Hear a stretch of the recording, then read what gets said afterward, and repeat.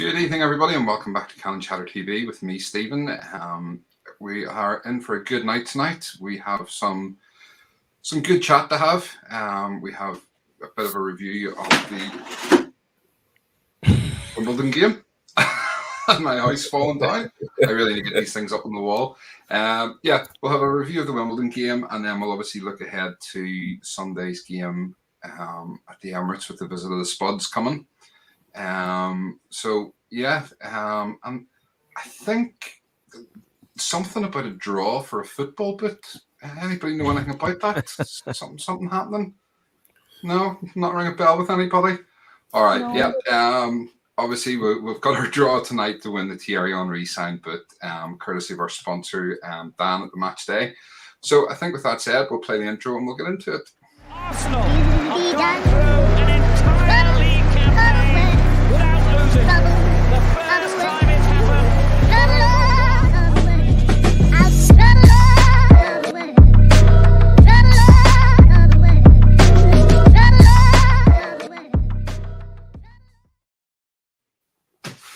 Okay, so as I say, welcome back to Untitled Chatter TV. Tonight we are joined, as always, by the lovely Lottie. How are you, Lottie? I'm good. As you can see, I've got an extra special guest with us tonight. He's just kind of parked himself. He's not going to move. I'm hoping he'll move soon because I'm getting a dead leg. But other than that, I'm very, very, very well. Very well. How are you? I'm not too bad, thank you. As always, then, we have our other co-host and founder member of Untitled Chatter, G. How are you, G?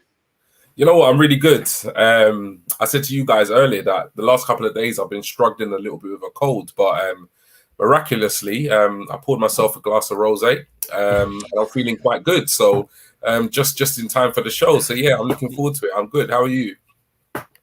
I'm good. Do you know what? I'm quite excited as you guys know. I'm off to the Balmoral show tomorrow, which is the biggest agricultural show in Northern Ireland, or in Ireland.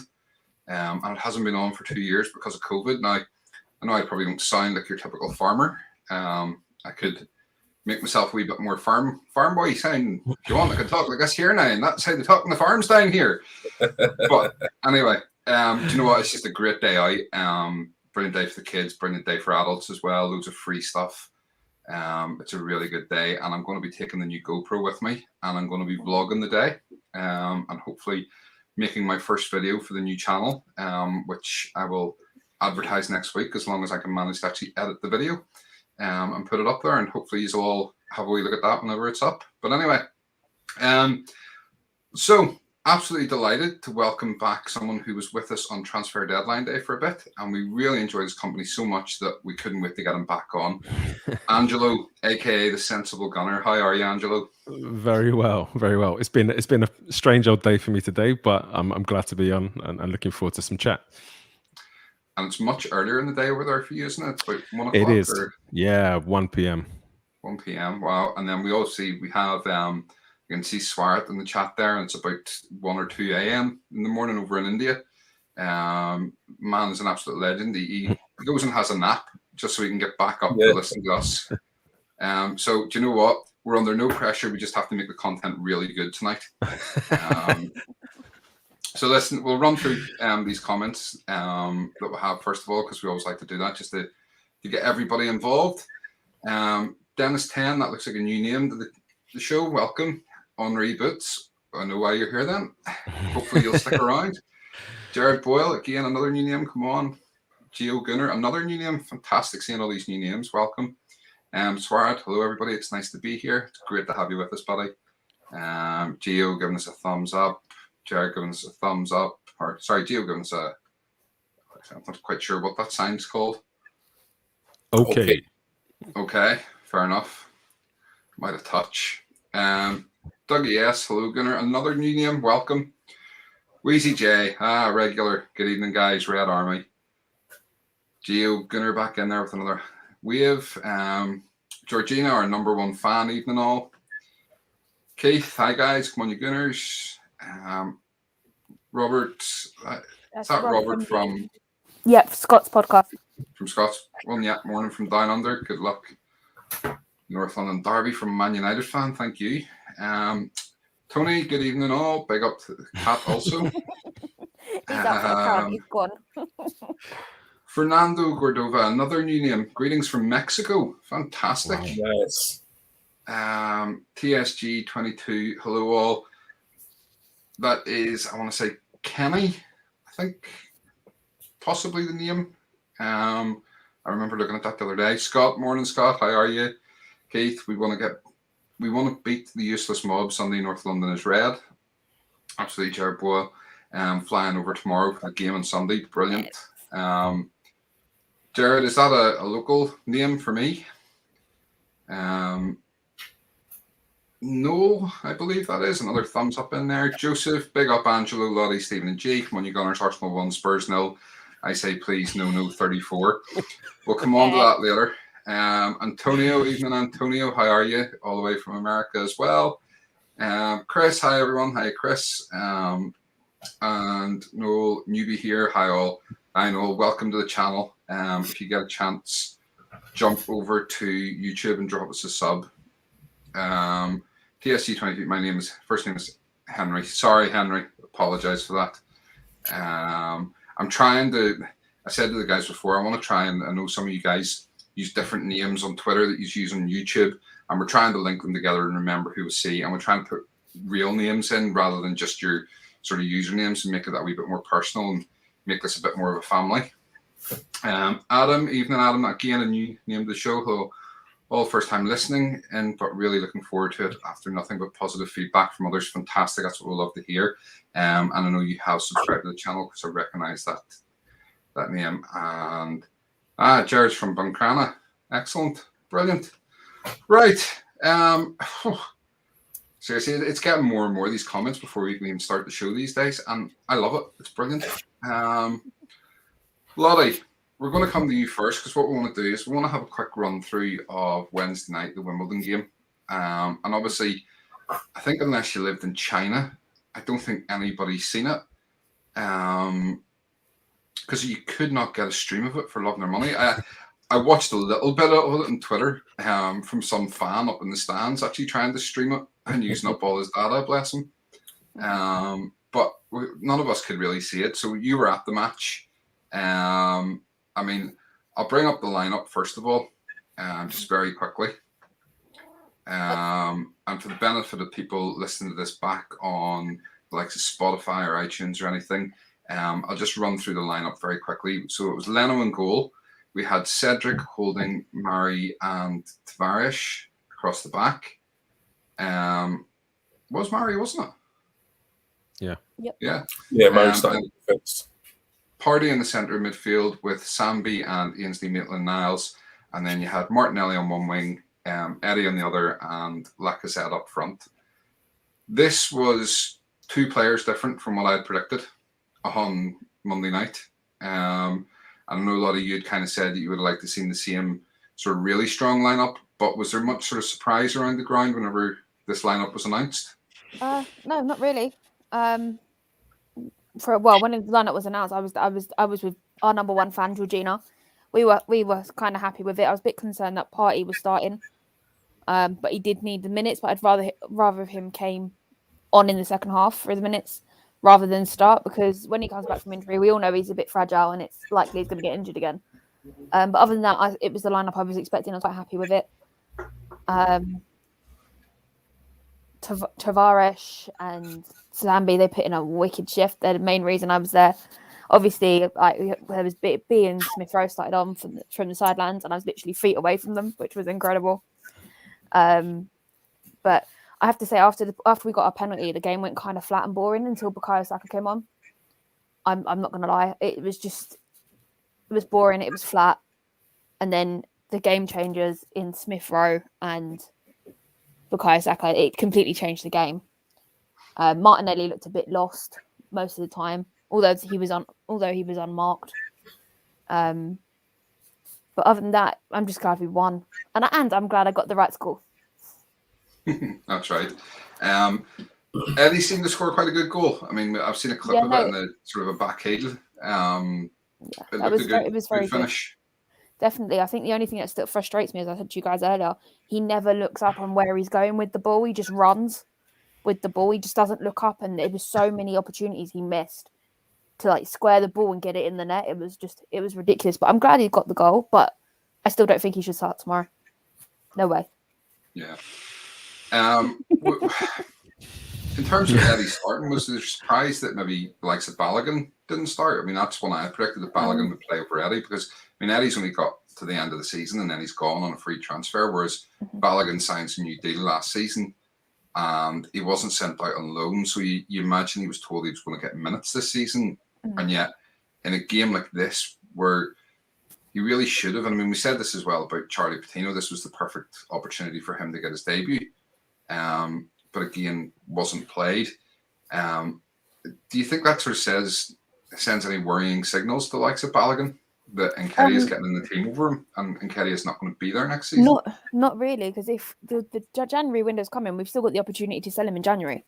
So I'm not surprised we're showcasing him. But with Balogun as well, it was a bit of a surprise because he got 4 for the under-23s the other night. So that's probably one of the reasons he made the bench for this game. Right, but it's also a case of we need to get rid of Eddie. We're keeping Balogun. He's doing well in the under-23s. If we can get rid of Eddie in the winter transfer window, it's happy days. We've made some money and it's a player that's not gone for free. All right. Sorry, guys. Go on.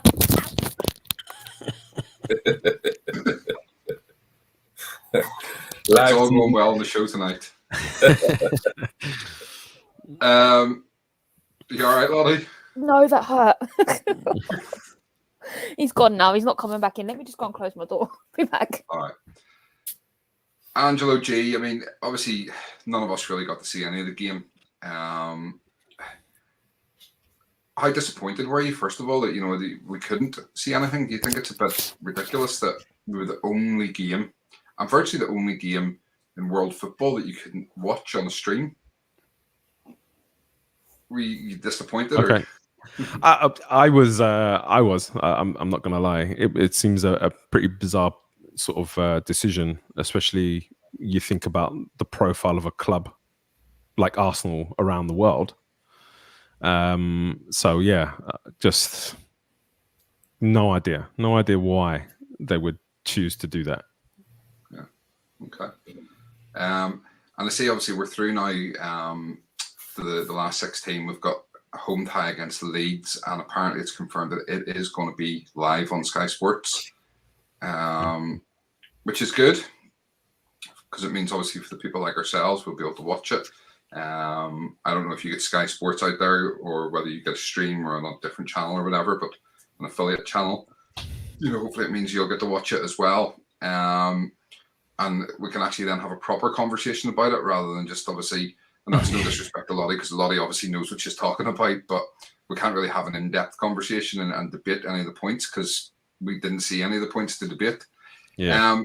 Just very quickly, Lottie, before we move on, just on Wednesday night's game, do you think overall we deserve to go through, or were we sort of fortunate? Was the scoreline flattering? Do you know what? I think we did. We at times we did look really ropey, which is usual for like our second string team at the moment. But I won't take it off the boys. They earned it. I mean, there was no VAR at this game, and there was a lot of shirt pulling, a lot of like bringing players down, and ref said no, play on, which it was nice to see. Don't get me wrong, but League One tactics were used, but they just kept their heads up and kept going, which they should be doing, and not getting involved in a fight. So it was earned, as far as I'm concerned. Okay. Last question to each of you then, just on the Carabao Cup. As I say, Leeds in the next round. Are you confident we'll beat them and get to the last 8, Angelo? It depends on the teams. Leeds are a team that are pushing for Europe, and it's an avenue to Europe. So, do they go full team? If they go full team and we go second team, it could be a long evening. If they kind of make 5-6 changes, we make 5-6 changes, then I think we've got what it takes to beat them for sure. Okay. Jay? Yeah, I have to agree with Angelo. I think it just depends on how both clubs kind of approach the game in terms of lineup. And also, you know, how both teams turn up on the evening, because we've seen from Arsenal, you know, you can actually see two completely different sides to Arsenal, whether they turn up or not. And, you know, the similar can be said for Leeds. You know, they can turn up and be absolutely amazing, or they could just look like, you know, will depend on the lineups, and a lot will depend on kind of just like the, you know, either side and how they turn up on the night. So I think it's going to be a close. I think it's a good tie. It's an exciting tie. I'm glad we're at home. But yeah, I think it's at this moment in time, looking at both teams and you know, their current form and so forth and how they play football, I'd say it's pretty 50-50 in terms of who will go through to the next round. Okay, Lottie? Yeah, no, as G said, home advantage. Again, if they've got, it's always handy to have home fans behind you. But yeah, it could go either way at this point. It depends on both teams' run, whether we get that 8 from 8 and someone gets their tattoo. And if we go 8 from 8, we should get it. It just depends on our results for the next few games and the confidence levels. That will be the 8th game, right? Yeah, it will be. Oh, yeah, next 7. So. Next 7, then I'll take that back. Yeah. Stand corrected. So, Angelo, just in case you're not familiar with what this is, G was so disillusioned a couple of games back that he said if we went on a run and we won the next 8 games in a row, he would get an Arteta in tattoo. Oh. You know what? I stand by what I said, and I completely disagree with Stephen when he said disillusioned, because I honestly, well, we will get into it. We'll get into it, but I honestly, at this precise moment, do not think we are good or as good as we think we are. So yeah, honestly, as much as I would love for us to win the next 5 games, because we've won 3 on the bounce, I genuinely can't see it. I genuinely can't. I think there's at least a draw, if not a loss, you know, within the next 5 games, honestly. Okay. Well, listen, let's move on, because I say we have a lot to get through tonight, and obviously we want to spend as much time as possible talking about the North London Derby, which is, you know, the big one. It's our biggest game of our season. You know, we have to beat the old enemy, the scum, the spuds, whatever you want to call them. We have to beat them. Bob, I'll take that. 2 Bob mod. So a couple more comments. Gary, good evening. Stephen, Lottie, Angelo, and G. Good evening. Come on, you Gunners. Plus North London Derby. Keith, Eddie's goal was incredible. Andy, evening all. Apologies, I'm late. No worries. And he's also saying that Lottie just killed a cat. Well, if you feel better, he bit me, so I think we're even. And he ripped the headphones out my ears. I didn't touch him. He just wanted to get down. Chris, cat attack. I've had too much whiskey tonight. Really ridiculous to miss out on a game. None of the Carabao Cup games were shown live on TV, but Man United, Spurs, and Chelsea games were available on some streaming sites. Yeah, absolutely smart. You were delighted with the result, and Eddie's goal was superb. Scott, G had every right to feel that way. We'd love to go on a run, but we've had a couple of scrappy wins against poor opponents. North London Derby will be a big test. Yeah, well, I mean, we'll get into that in a few minutes. Scott stands with G, but he's not getting the tattoo. Appreciate the support, though. Joseph, Purdy versus Ndombele will be a very interesting battle. And Jared, surely Ramsdale will start. Yeah, well, we'll come on to that in a wee second. So, obviously, with a lot of new faces to the show tonight, and I know a lot of that's come off the back of our Henry Boot competition, which, if anybody's not aware of, I don't know where you've been, because we've had it all over Twitter and we've been advertising our shows the last couple of weeks. So tonight we are going to give away a signed Thierry Henry Boot, and what you had to do to enter this competition was to follow the Match Day, who are our sponsor and very generously donated this boot. Follow ourselves at Cannon Chatter and like and retweet the main tweet. Now, the way this has been done is slightly confusing, because there was actually 2 tweets went out. There was our one, which went out on our page, and then Dan from the Match Day had put one out on his page as well to obviously increase the amount of people that would see it. So what we're going to do is, because there's 2 tweets, I don't have software that will allow me to automatically pick a winner from both tweets. So what we're going to do is we're going to do one draw now from one tweet, and we're going to pick a finalist. Then we're going to do another draw later on. For the second finalist, I'm going to write their names down. I'm going to put them into this box, give it a good shake, and later on the show, we're going to pick out a winner who will win that signed boot. I think it's the fairest way I can do it, and I hope everybody agrees with that. We want to make sure that it's all completely above board and people don't think there's any sort of cheating or anything going on, but this was the only way I can do it. And you will actually see, because I'm going to bring up my other screen and let you actually see the draw take place and see that it's completely automated. But while I'm getting that ready, if you haven't already, make sure and drop a like on this video. We'd love to get it up to sort of 25, 30 likes. And if you haven't already, make sure and hit the subscribe button. So bear with me one wee sec.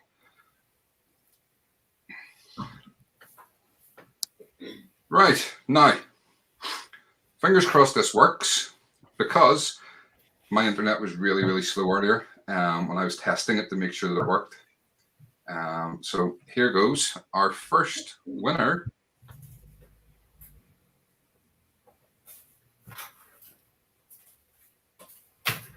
is coming. It's at Swindon_Gunner. So you're our first finalist. Well done. So your name goes into the 2-person draw later on the show to win the boot. Everybody happy enough with how that was done? Yep. Yep. Definitely. Right, let's just take that off the screen. Okay, so the second draw we'll do in a wee while for the second name. And as I say, we'll drop that into the box and then we'll pick out the winner later on. Tony, I want to win this cup. Not won it since 1993. Absolutely. Chris, but gee, we should beat Brighton, Palace, Villa and Leeds. Only real match that's 50-50 is the weekend against Spurs. Gary, Tomiyasu versus Son should be fun too, hopefully for us. Fernando, hey Stephen, what do you think of Tottenham? They're a very rude word. And I keep my language very clean, so you all know what I'm talking about. Gio Gunner, North London is red, and worldwide this Sunday the scum will learn. Again, North London is red. Always red. Forever red. I don't think anybody doubts that. Right, so listen, let's get on to some talking points before we obviously go into our sort of predicted lineups and stuff. And I think the first thing really is, we said on Monday night that if Leno starts on Wednesday, then it looks very much like Ramsdale's number one. And I imagine that Ramsdale's going to play on Sunday. And honestly, I'm happy about that. I think, for me personally, I think we look a lot better with Ramsdale in goal. And I love his passion. So, I mean, Angelo, we'll come to you first of all on this. Because I know you've obviously, I've read some of your comments and stuff, and you're quite vocal on this one, and obviously appreciate Ramsdale a lot. What's your thoughts? I mean, do you think we will go for Ramsdale in goal, or do you think Leno will keep his place after getting a clean sheet the other night? I think Ramsdale starts the rest of the games for the rest of the season. Personally, the rest of the league games. You know, he's kind of everything that Leno's not, and that doesn't mean to say Leno's a bad keeper. You know, Leno is a very solid goalkeeper. You're not going to be a German international if you're not. But in terms of the style of play that we want, in terms of what we as fans want to see, his passion, his communication with his back line, Gabriel makes a clearance and he's up and he's patting him on the back and he's hype. You know, that's what you want. That's going to transmit that confidence to your back line, or your back line now know, I can go in for this ball, and if I don't quite get it and they get a shot away, I've got a stone wall behind me that's going to do the business. You know, his passing. I mean, you know, the guy hasn't put a foot wrong yet, so why are we dropping him? He's got to start. Absolutely, G. Yeah, for me, it's Ramsdale. It's Ramsdale all day now. You know, he's number one. I think, you know, like you said, I think Leno starting against AFC Wimbledon was, you know, the clear indicator that, you know, Leno has lost his number one spot and Ramsdale is now the number one. And I have to agree with Angelo. You know, there are so many aspects of his game that are better than Leno's. You know, in terms of his distribution, it's just spot on. In terms of the way he commands his box, the way he comes out, and kind of, you know, he kind of just stifles a threat, and he just stifles a lot of, you know, issues that we had in our defense, which Leno didn't. And again, agreeing with Angelo, there's taking nothing away from Leno. He is a solid goalkeeper, but in terms of what we're looking for, in terms of the way we play, and in terms of, you know, it being a young defense and him also being a young keeper, he's got all the attributes, you know, that's going to instill confidence in the defense, and instill confidence in us as fans, because it's only been 2 or 3 games, but yet I feel more confident with Ramsdale, you know, between the posts than I do seeing Leno, and that's crazy, really. You know, I have said I'm not going to completely say, you know what, he is the finished article, or I'm completely convinced, because I do think it's too soon, but he's not put a foot wrong so far. So he is number 1, that's clear, and, you know, good luck to him, and hopefully starts on Sunday and has a good game. Lottie, I know Leno gave you a wave the other night. You know what? That was perfect timing in the picture. It was. We'll show it on Monday night show. We'll do a fans photos on Monday night, so we'll include it in that, and everybody can see the photo we're talking about. But is there anything in you that sort of says we should keep Leno? You know, you seen him play the other night. Is there anything you think that, any reason why you see him starting over Ramsdale on Sunday? There isn't. You know, I don't trust him. You know, he makes me nervous. I will say his distribution was a bit quicker on Wednesday night, which was surprising. But he's not. His heart's not in it. His body language says it all. He's ready to move on, if I'm honest with you. But no, Ramsdale, definitely, he's got the more clean sheets. Leno's only just got his first one. But to be fair to him, he did go up against the bigger teams, and the rest of the team had just crumbled. But the way that Ramsdale commands his box and he talks to that back line is what we need against them up the road. Okay. When you say his distribution was quicker, is that with hands or with feet? Both. Do you think that's come because he's obviously seeing that Ramsdale's distribution is much quicker? I mean, I have to say that's one of the things I really like about Ramsdale is he gets the ball and he wants to move it out as quickly as possible. And that, you know, I've said this before, that was always when we were at our best. Whenever we, you know, if we were playing from the back, was when we got the ball from the goalkeeper to the next line quickly. It's this slowing it down and waiting to try and suck the forwards in, to try and create that gap between the front line and the midfield, for the keeper to pass the ball and the defenders to move then on up the field. And I feel that's where we've really gone backwards in our play. And Ramsdale's come in, and you see it as soon as he gets the ball, he's looking to get rid of it. He's looking to get the pass out and start the movement forward. So do you think that Leno obviously has seen that and is now trying to up his game to match it?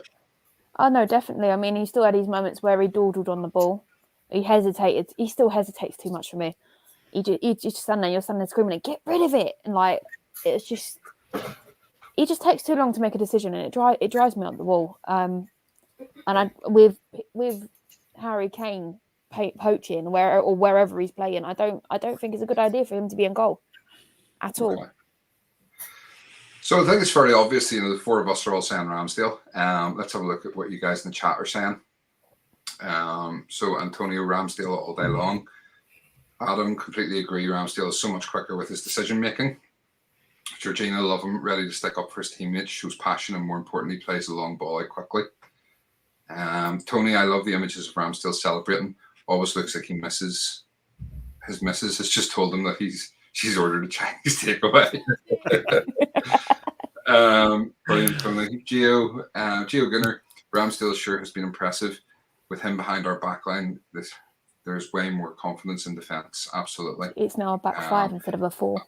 Yeah, it is. It is more the 5, and you know, we've talked about that before. If you go back to the last time we truly had a back 5, would have been when Seaman was in net. You know, with Adams and Bold and Winterburn Dixon, potentially Keonan instead of Bold. You know, that was the last time we truly had a back 5.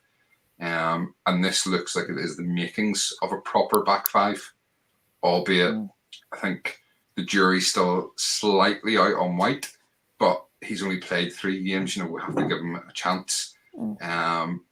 But as I've said before, I think him and Tomiyasu will complement each other in the fact that Tomiyasu's really good in the air, whereas White's maybe not quite so good in the air. Tomiyasu can fill in on set plays and stuff as almost like a second centre back or a third centre back, whatever way you want to put it. And him and White can sort of interchange slightly, and I think that complements the back line. Likewise, we know that Tierney can come in and play a bit more centrally if needed, and Gabriel can drift out to the left slightly if needed. So it's quite a complementary pack line. And as I say, I think as a 5, it has the makings to be a really formidable 5 going into the future. Antonio, defensively, we need to shut Son and Keane off early and keep them quiet. Who do we use to guard Keane? Ben White might not be the best choice. Swire at Ramsdale got the start, very confident, active and alert. Play from the back doesn't look too risky with him around. Gary Ramsdale talks, commands his box, attacks crosses, and makes line-spilling passes. Absolutely. Fernando, Leno looks so bereft of confidence since last season. Don't know what happened to him. I think the fact that he didn't have anybody challenging him all season, because when Martinez decided that he wasn't willing to stick around and try to fight for the place, Leno knew he had the number 1 shirt, because, quite frankly, any one of the 4 of us could have gone in goal and done a better job than Runnerson. So, he didn't have anybody to try and take that shirt from him, whereas now all of a sudden he's got someone who can take the shirt from him. And hopefully, if he's upped his game the other night, hopefully if he has to come back in for any games, it will spur him on to raise his level. Because as Angelo said, he's not a bad keeper, and I've said that before, he's not a bad keeper, he's just not the world-class keeper we thought we were getting.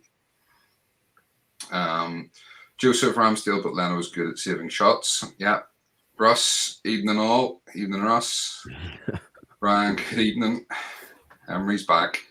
Lottie, you don't have to double check tonight. It is me. Minus the tequila smell.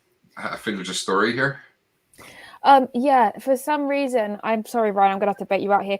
We was in the toilet and basically Ryan was outside in the beer garden. He saw me through the window. Just instead of coming to say hello, he tweeted me. I'm not going to look at my phone. Should have come and said hello. And then I was outside talking to my mate and Jay as well, actually, come to think of it.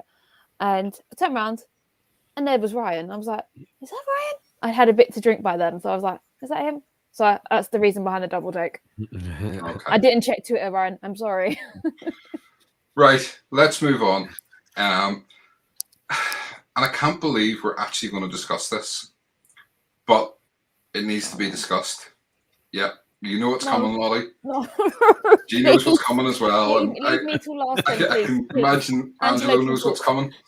I've seen a lot of people defending this man today and saying that he should be back in the starting 11 for Sunday. Number 34. And for anybody that's new to the show, I refuse to speak this man's name. So he is referred to as number 34. Tweets will have number 34. They will not have his name. That being said, for anybody who's watching this show for the first time, and if you go to the games or anything, I do not for 1 second advocate booing. And I'm not saying boo him. If I was at the show or at the stadium at the games, I wouldn't be booing him.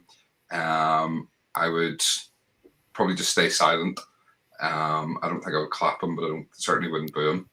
But that's each to their own. So, yeah, a lot of people have been on Twitter, and I've seen people writing big threads of why he should be playing and giving different reasons and stuff. And I just can't for the life of me figure out any reason why I would put him back in the team. My concern is I think Arteta will. And it's one of those things. But, I mean, Angelo, we'll come to you first of all. Because obviously, I know what Lottie and G think, or most of the guys who are in the chat know. Obviously, people who are new to the show tonight won't know, but we'll give them their opportunity in a wee sec. But we obviously don't know your opinion. So, number 34, should he come back into the team? Should he? Should he? I say no. I've made it very clear. I'm a Sambi fan. I think that guy's a baller. I know there's a few people that think maybe he needs a little bit more time. Kind of, yeah. I don't see it. I see a genuinely terrific midfielder who has everything that we need. In terms of his, the swagger he plays with, his speed of play, his ability to kind of break things up. He has some defensive holes, and this is where I think Xhaka kind of comes back into the conversation. The screening passes, the ability to kind of cover spaces and let other people kind of attack, that kind of thing, that kind of awareness. Xhaka definitely has that. But in terms of like the progressive passing, Sambi's great with that as well. So for me, I would rather have Sambi there developing that partnership with Partey, knowing that that's going to be that partnership moving forward. However, I do think Arteta will go with Xhaka because of the tactical side of things, because he's maybe a little bit more tactically switched on. He does a little bit more of the kind of screening and his positional play is better. And if the last few games has taught us anything, it's that Arteta is very tactical in everything that he does. Even his substitutions. He's waiting to see what somebody does, and then he's going to react and change his approach to the game, change the setup, change the formation to counter what the other person's doing. So I think he'll start. I don't want him to, but at the same time, if he starts, he gets my support. Okay. Lottie, what's your feelings here? Do you know what? As you said, there's lots of stats and lots of tweets going around. Stats paint a pretty picture. I love them. Everyone knows that. But it's what we see on the pitch. As soon as I've actually had a look at the betting recently, and because he's back, he's number one to get a red card. 25-1 to get a red card on Sunday. And do you know what? It doesn't surprise me. I don't want him anywhere near that pitch. I said on Albert JTV, who was on at 7:30. I was with at 7:30. I said, somebody please just kidnap him. I don't even want him on the bench. I want Sambi to start. I've watched 2 seasons of that kid, and I know what he's capable of. People saying, "Oh, it's too soon." No, I've seen him play for Anderlecht. You don't captain at 21 years old at all. I mean, he has to start. But if this person does walk back into this team, we know he's one of Arteta's favourites, and I'm just not looking forward to it now. I'm nervous. I'm going to this game, so I really don't want to see him. Just don't want to see him anywhere in that pitch at all. Okay. I mean, obviously the squad photo was done this week, and he is sat next to Arteta on the bench with Aubameyang on the other side, which would lead you to believe that not only is he a key member of the team, but it looks very much like he's now the vice captain. Otherwise, you would imagine Lacazette would have been sitting on the other side of Arteta. It's speculation, nothing's been announced for sure. We don't know. Jay, I mean, can you give me any reason why you think Arteta should be starting him? Nah. Not at all. You know what? I've made it no secret that I'm not convinced by this run that we're on as much as I'm excited that we've had 3 back-to-back wins, but I'm not convinced. And this is probably the major reason why I have my doubts about Arteta as a manager of Arsenal, because I just can't understand. I can't see the logic. I can't see the common sense in why we somehow never managed to get rid of him in the summer. And then, he's come back into the team, and not only is he, not only do I think Arteta believes he's instrumental to the side, but yeah, he's, the picture tells you 1,000 things. It's like, it looks as though, he's going to be vice captain, and he's going to be rocking that armband, potentially when Aubameyang doesn't. I just don't get it. You know, I hear, you know, I read a lot. I tend to ignore quite a bit when it comes to, you know, Xhaka, because I feel as though Xhaka is the new Ozil with regards to Arsenal fans.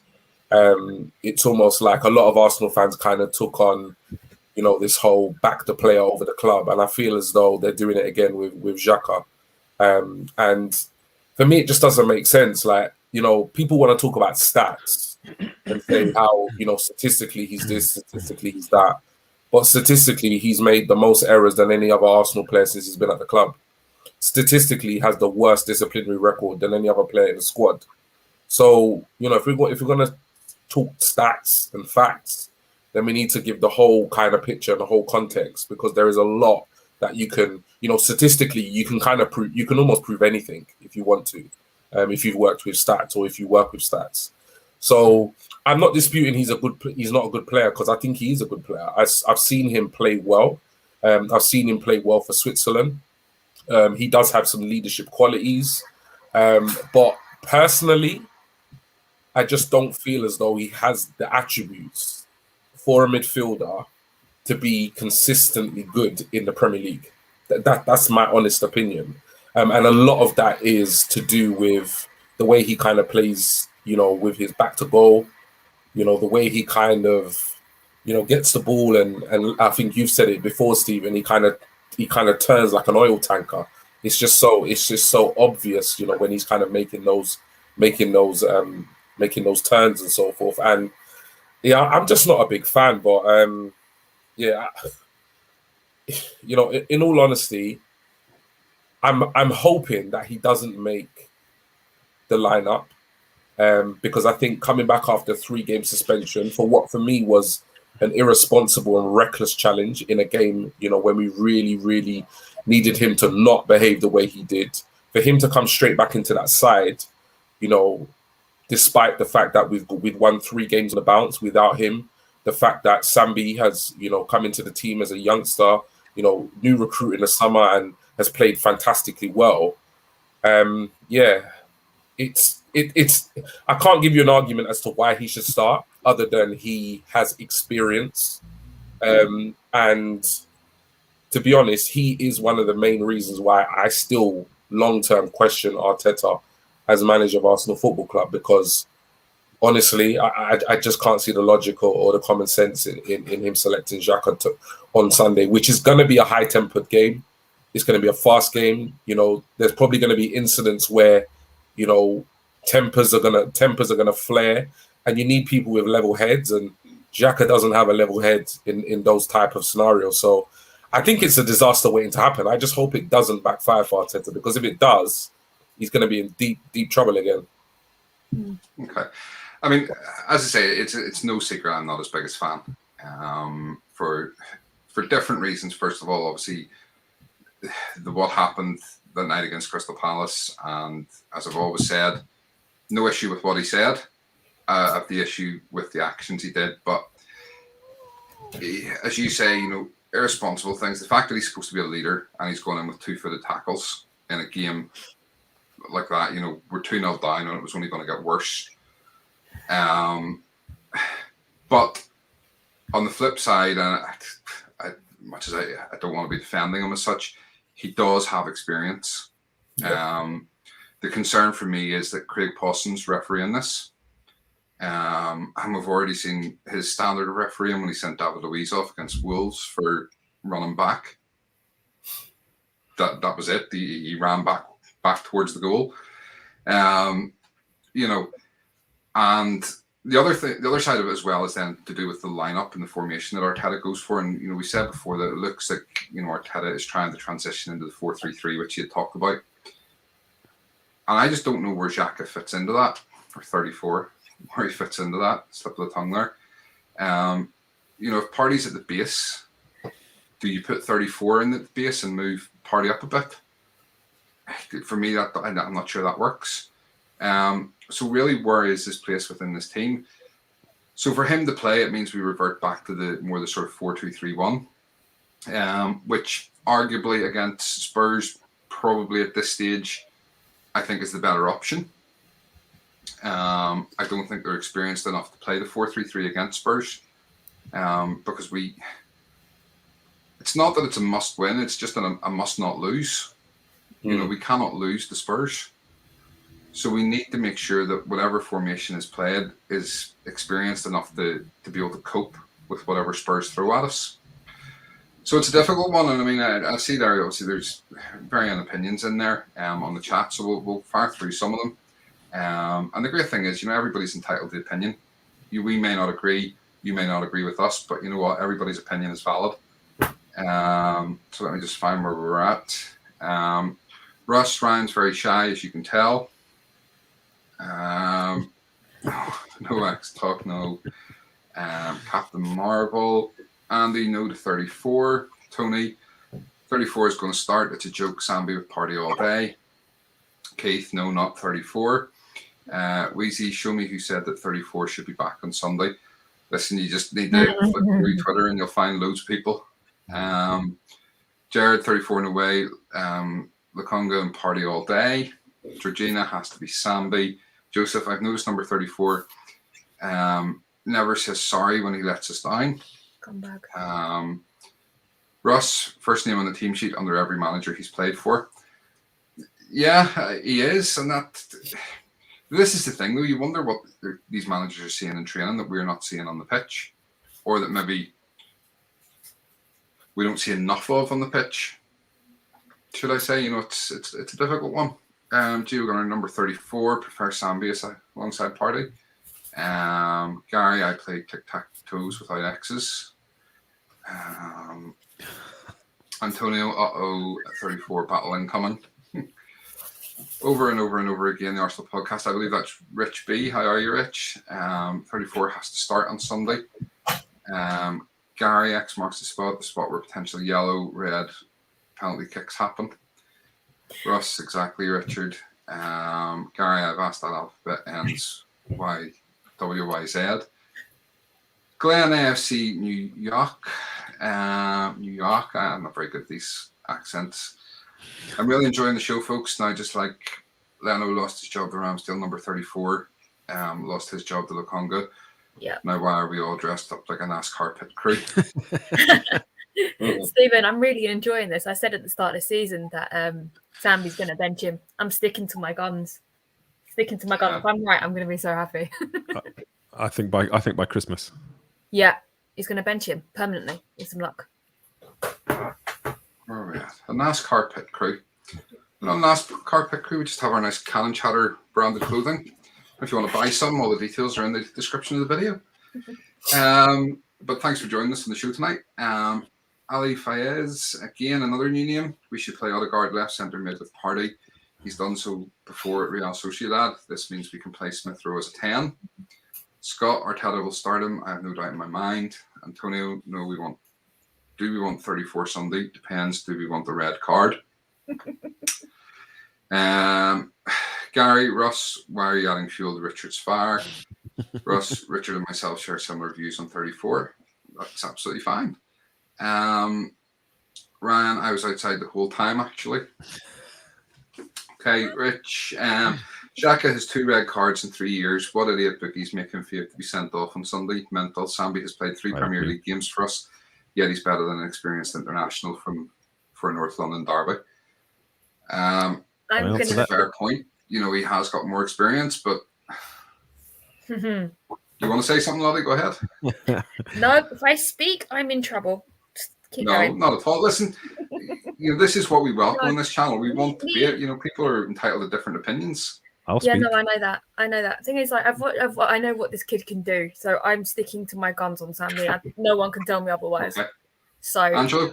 Yeah, I mean, I agree. I think that the let's say hate that's aimed at I'll call him number 34 as respect for the show, is a bit overblown. He's got four red cards in 5 years. 2 of them came in the first 6 months. 2 of them came in the last 6 months. So he went a long time without a red card. Yeah. So, I kind of think, I get it when you break it down. It's like 1 point so many years, 1.2. Yeah, I've red card every 1.2 seasons. But I do think the part of why would you want to put him in in front of a seasoned international player. Style. I mean, you know, that's the big thing. What Sambi gives you is an ability to play as a 6 and hold at the base of a triangle. But then you've also got Sambi who can play alongside in the double pivot, and Xhaka can only do the double pivot thing. You cannot have Xhaka as the point of a triangle in a midfield. You just can't. You know, this is where his mobility gets him into trouble. We know he's not the most mobile. He reads the game pretty well and is normally able to get into good positions where he can kind of cover space. I think he does that very, very well. And by him covering space, he allows players around him to play. The problem is you put him in the middle of the field where he's got to cover both directions. Now you're in trouble. And Sambi offers something totally different to that. He's much more mobile. He can get across. He can make the tackle. So where I understand, you know, Xhaka is a far superior in terms of experience, in terms of the big game occasion, etc. The style that we're going for, Sambi wins that hands down for me every time. Okay, excellent. Thank you. Gary, Gabriel's return from COVID should be the reason X sits this one out. Can't rush back to play in the match. Russ, David Luiz has more red cards, but he was okay, right? Scott, there has to be something we aren't seeing. He was okay with what we had. You know, that's the thing. Like, you know, in terms of that comment, David Luiz was all right. David Luiz was all right because of the centre-back options we had at that point. You know, if you were to put David Luiz in this team now with Gabriel in terms of how he's performing and obviously a £15 million arrival from Ben White, you know, does David Luiz start? You know, so yeah, I don't think you can even. I don't think the comment makes much sense, really, to be honest. In terms of David Luiz, because I think at the time David Luiz, he was very experienced, and I think, you know, in terms of our back four, I think at the time, obviously, it was Gabriel's first season. I think, you know, David Luiz kind of went into that side, but now I'm not sure there's many Arsenal fans that would actually look at our back four and say David Luiz would make that team now. So I think last season, yeah, David Luiz was right in terms of our options, but now, you know, I think the fact that we never offered him, you know, a 1-year extension says it all, really, in terms of moving forward as a club. Okay.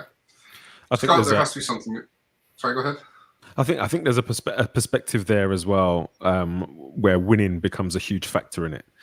You know, you talk about red card records. Would we be okay with Xhaka's red card record if we'd won a league in the last few years?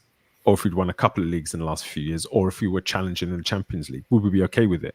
Because you look back to Patrick Vieira, and I'm in no way trying to compare the two players, because you can't compare the two players. You just can't.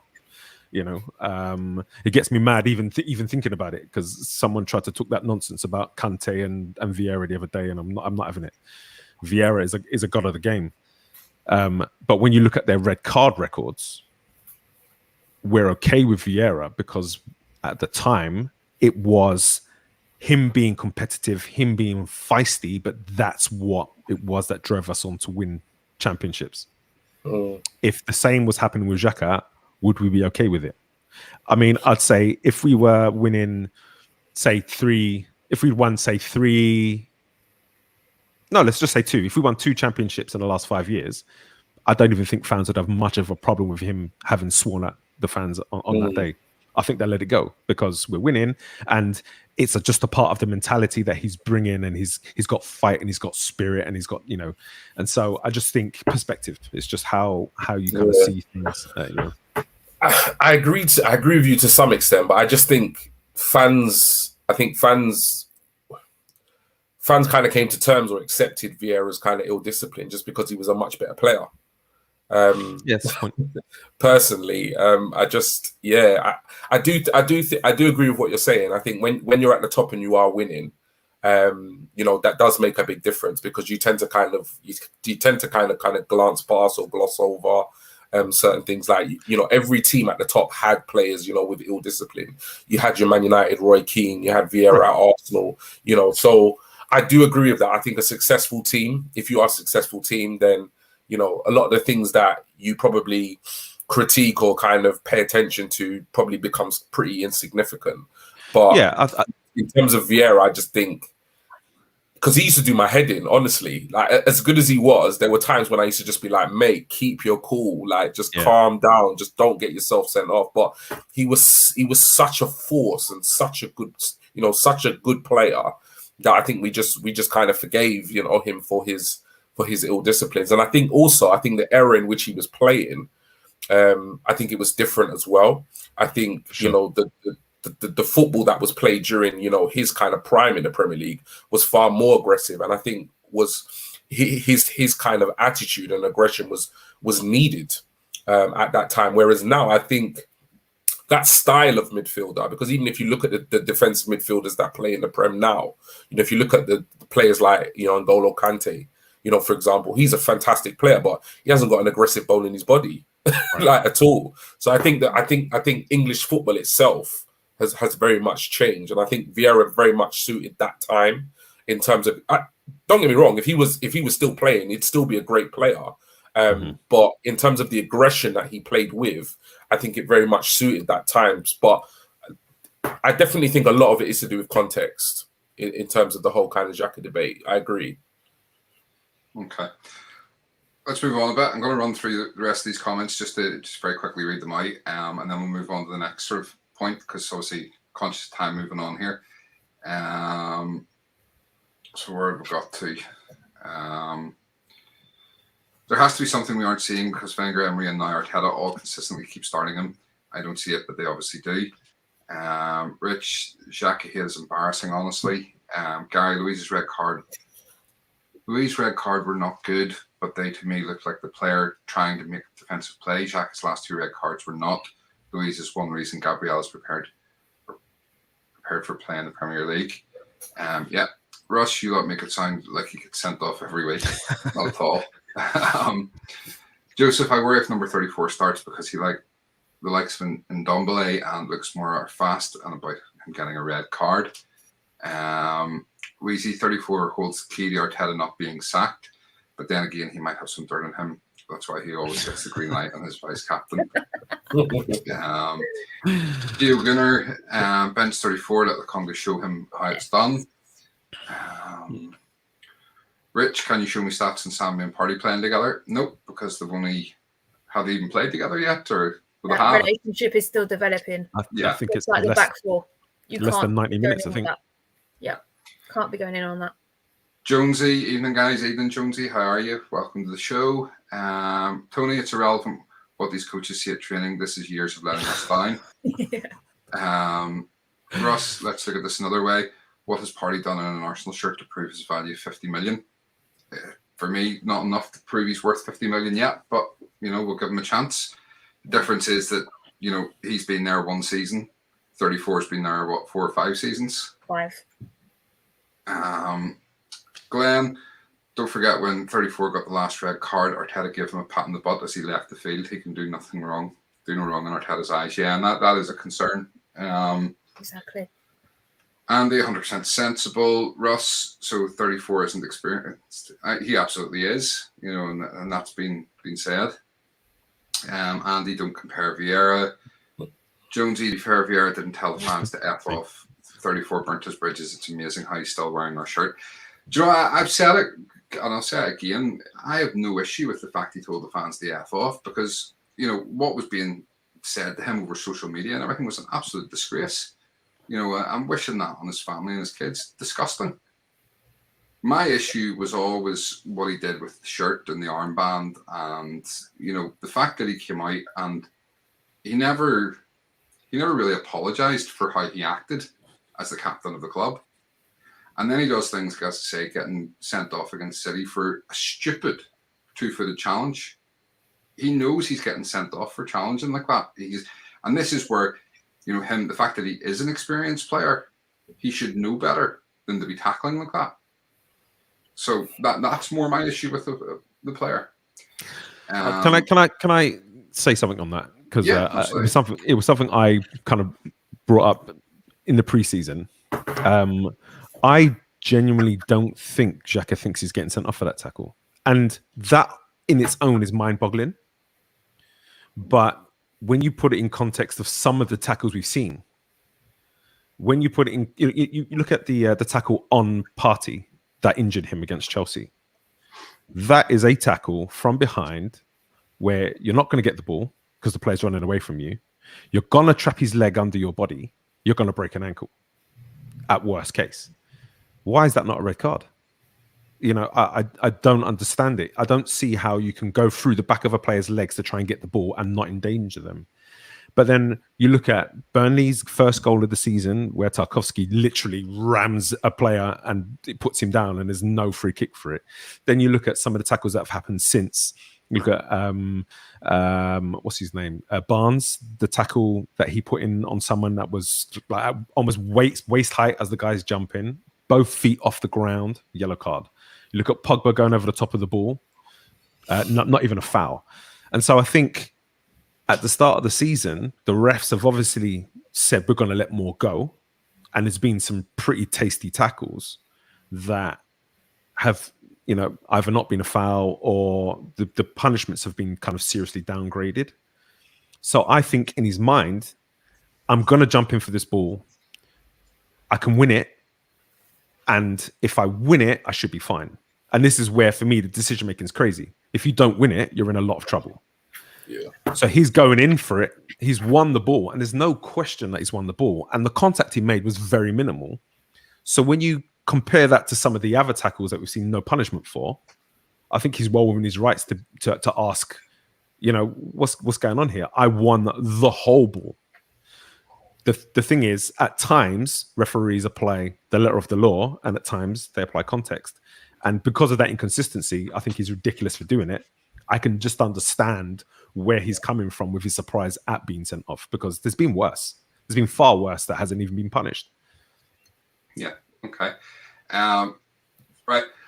I know there's still some more comments on this, and we really appreciate them all. And the beauty of this is we could debate this all night. And the fact that not everybody agrees is perfectly okay. And that's the whole point of doing stuff like this, is that we can have these conversations and we can debate stuff like this, and nobody's opinion is wrong. And that's one thing, and I really want to make that clear, because you see it so much on Twitter that someone will put out one opinion and people will abuse them for it. And it's all right for people to have a difference of opinion. So listen, I want to move on just very quickly, and we'll keep this one very short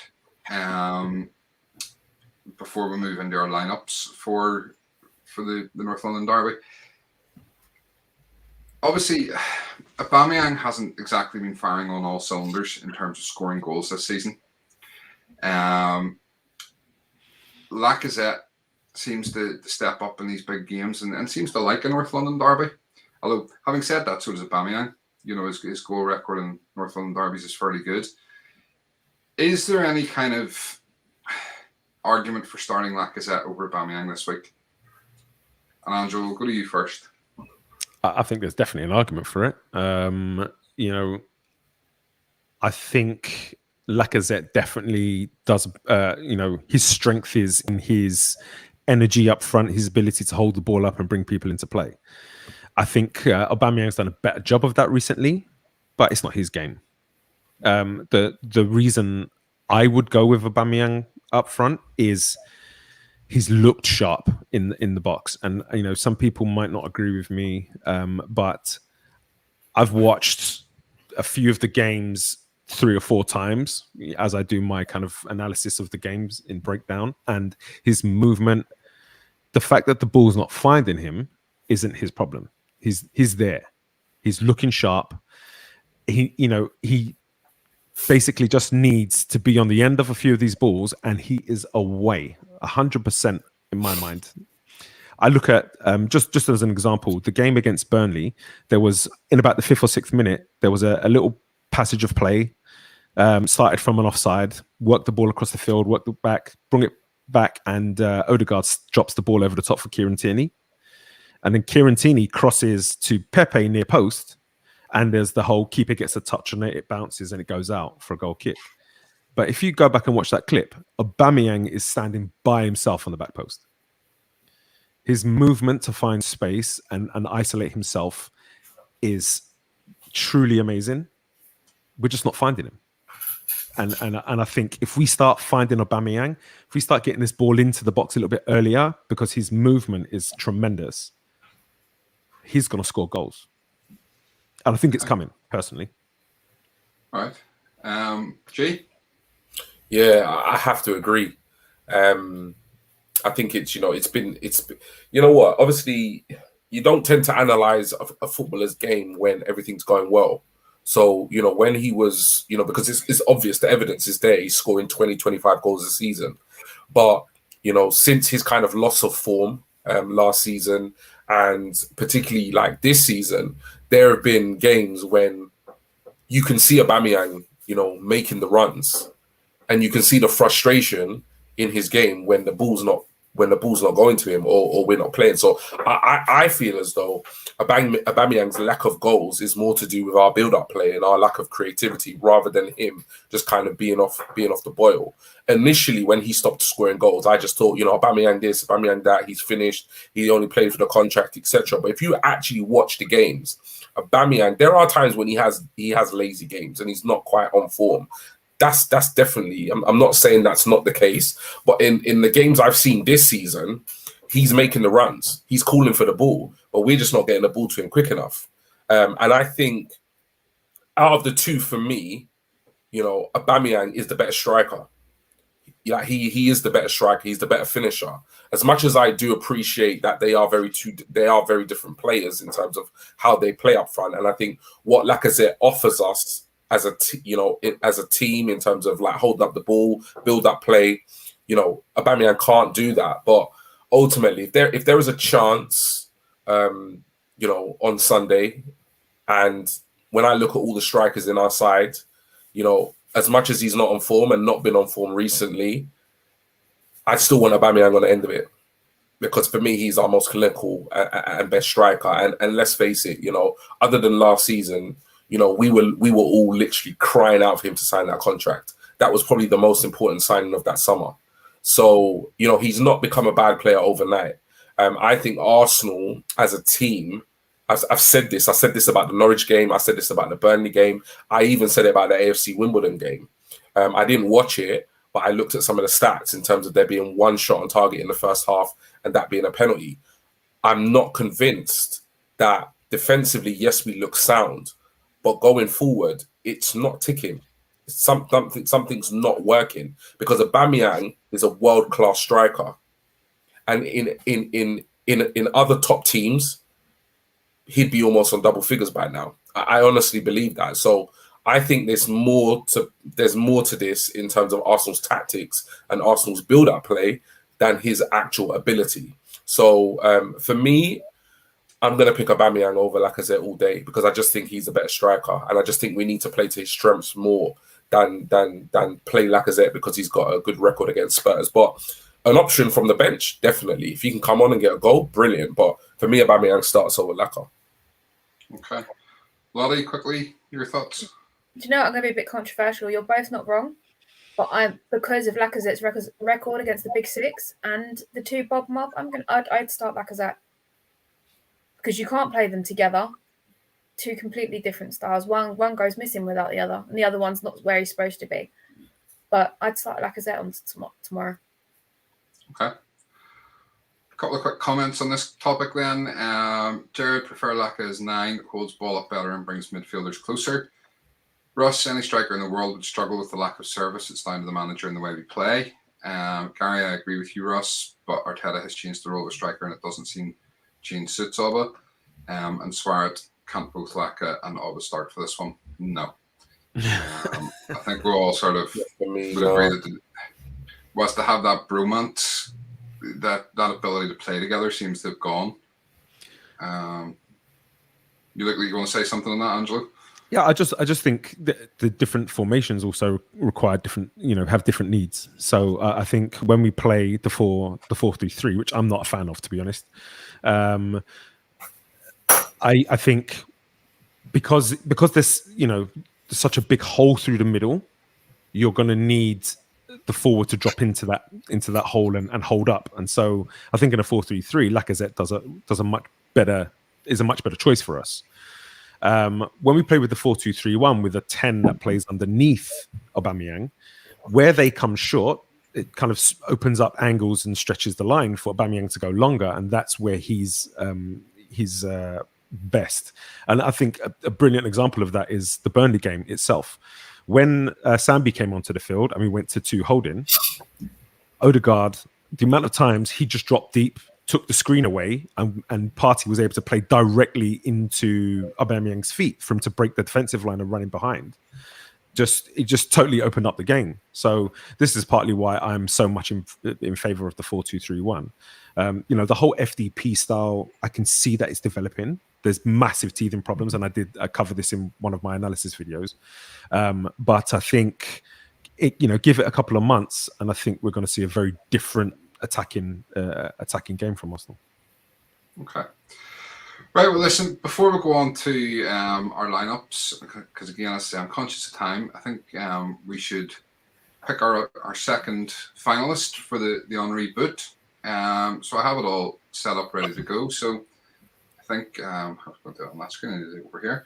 We will hit the button and we will pick a winner. Now, I have to hit the redraw because I did actually test this earlier on. So when I hit draw winner, it just says you've already picked the winner. So we'll hit redraw and see who our winner is. Oh, great. Log in. Remove this. Gee, talk for a minute there. Yeah, so I don't know. This game is huge. It's more than just a game, G. Come on. It's the fixture of the season. You know what it is? I feel like people think I'm being negative. Because obviously I've had lots of like conversations online. And we all kind of experienced like Brentford, Man City and Chelsea, which wasn't pleasant. And then all of a sudden we've beat Norwich, Burnley and AFC Wimbledon. And now, we're all kind of getting a bit excited. And like I said, I'm not putting a down on it. I love the fact that we won 2 back-to-back Prem games. I'm glad that we're through to the 4th round. But when I look at these results and I look at, more importantly, the performances and I put them into context, I'm just not convinced. I'm just not convinced. I know you're not, but do you know what? I'd rather win 1-0 George Graham style than lose at this point. I think Sunday's going to be a massive test. And I know Tottenham have not been on, say, they're not on, they're not playing the way they started the season, which usually does happen to Spurs, but just a little bit sooner this season than in past seasons. But for me, they've got players that can hurt us. And when I look at the performances against Norwich and Burnley, there were periods of the game where, they had some tasty moments. And I just feel as though, I really hope it doesn't happen, but I just feel as though if we have similar dips during the games against Spurs, I just feel as though offensively they've got players that can put it away. So I'm quietly confident, but I'm nervous, if I'm honest. Oh, I'm not sleeping Saturday night. Don't you worry about that. I know I'm not. I don't sleep. When I've got tickets, I don't sleep. So I ain't sleeping. Right, guys, let's get this draw done. Hopefully this works. And a drum roll, please. There we go. So our winner, C_R_ints. Okay. Congratulations, you have become a finalist. So you're the one of 2 people.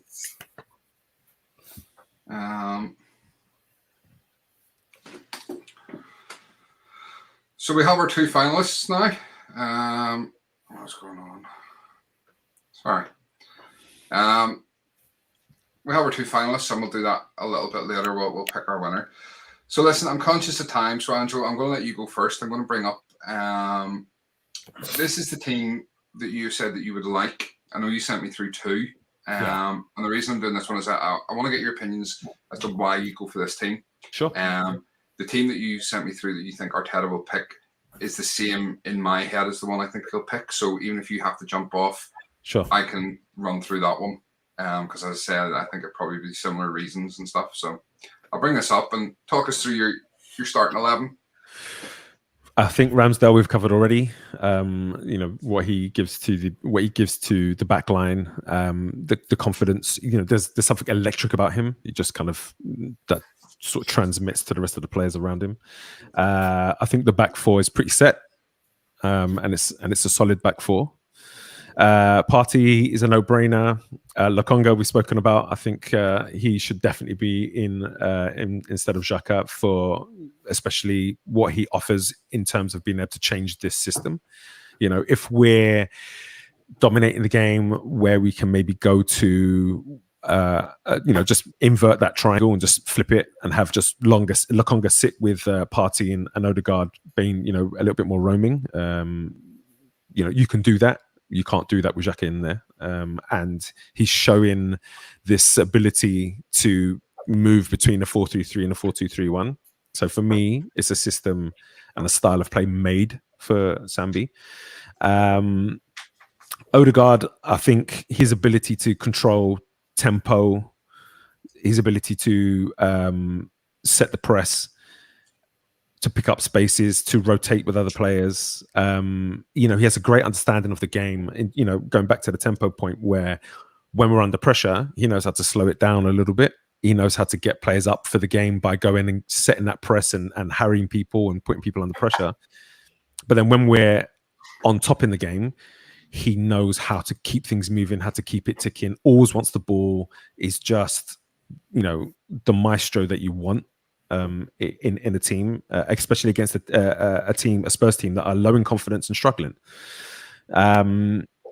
Saka, Pepe is a difficult one for me. Pepe offers the goal threat, but I think Pepe doesn't do as well when he's got a player on his back, and I can't see. Reguilon is a good left back, and he's going to be trying to get up and down the field as often as possible. Pepe does the work, but does he do it as well as Saka?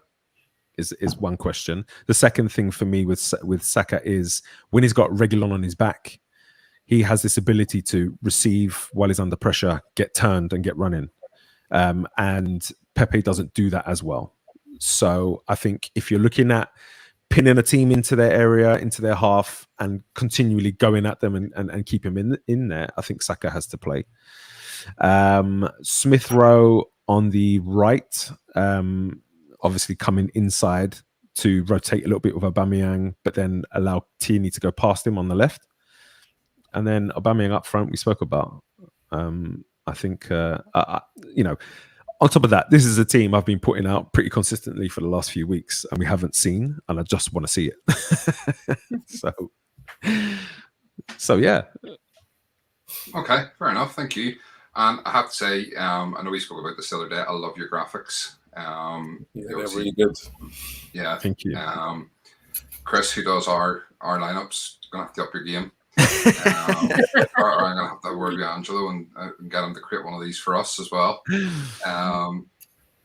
So let me just pull that back off the screen. So yeah,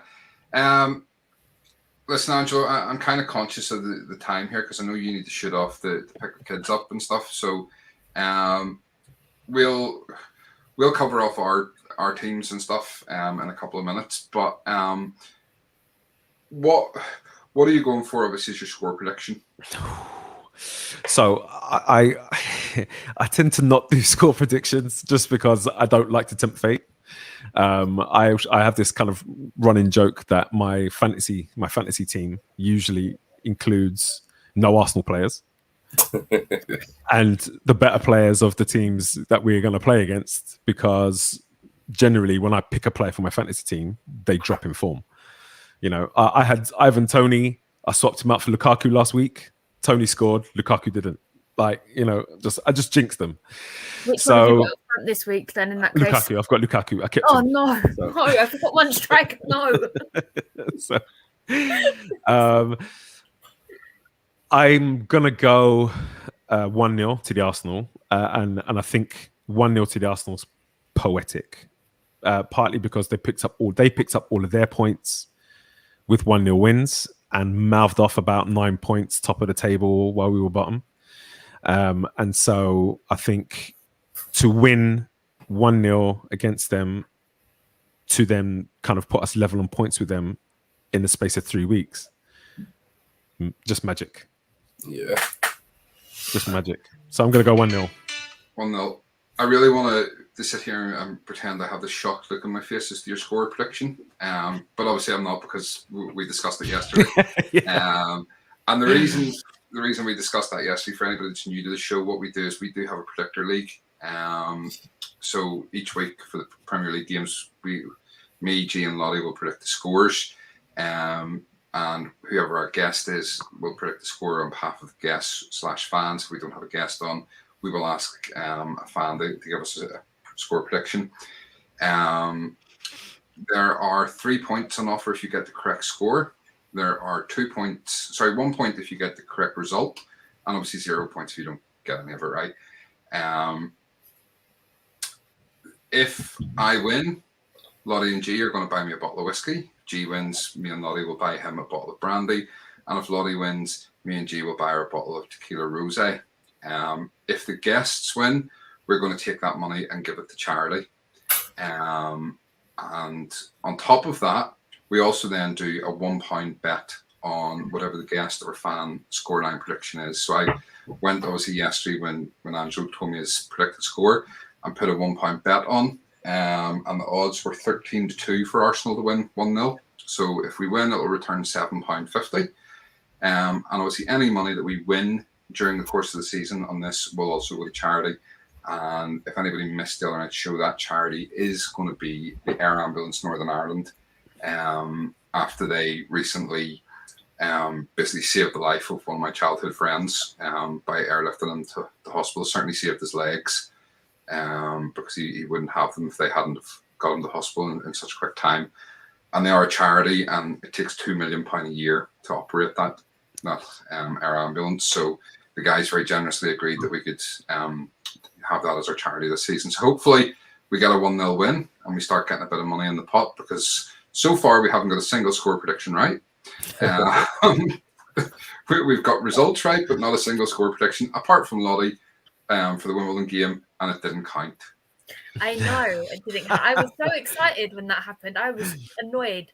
Actually, I don't know if anyone has a look. I did tweet it out. It's there. I'm so annoyed. Yeah. So listen, as I say, we'll go back on. We'll continue on with the show in a wee minute and do our lineups. But I know you need to shoot on, Angelo. Just want to thank you so much for coming on tonight. Really enjoyed having you on as usual. Or not as usual, for your second time, and hopefully we can get you back on plenty more times this season. Yeah, for sure. Because love hearing what you have to say.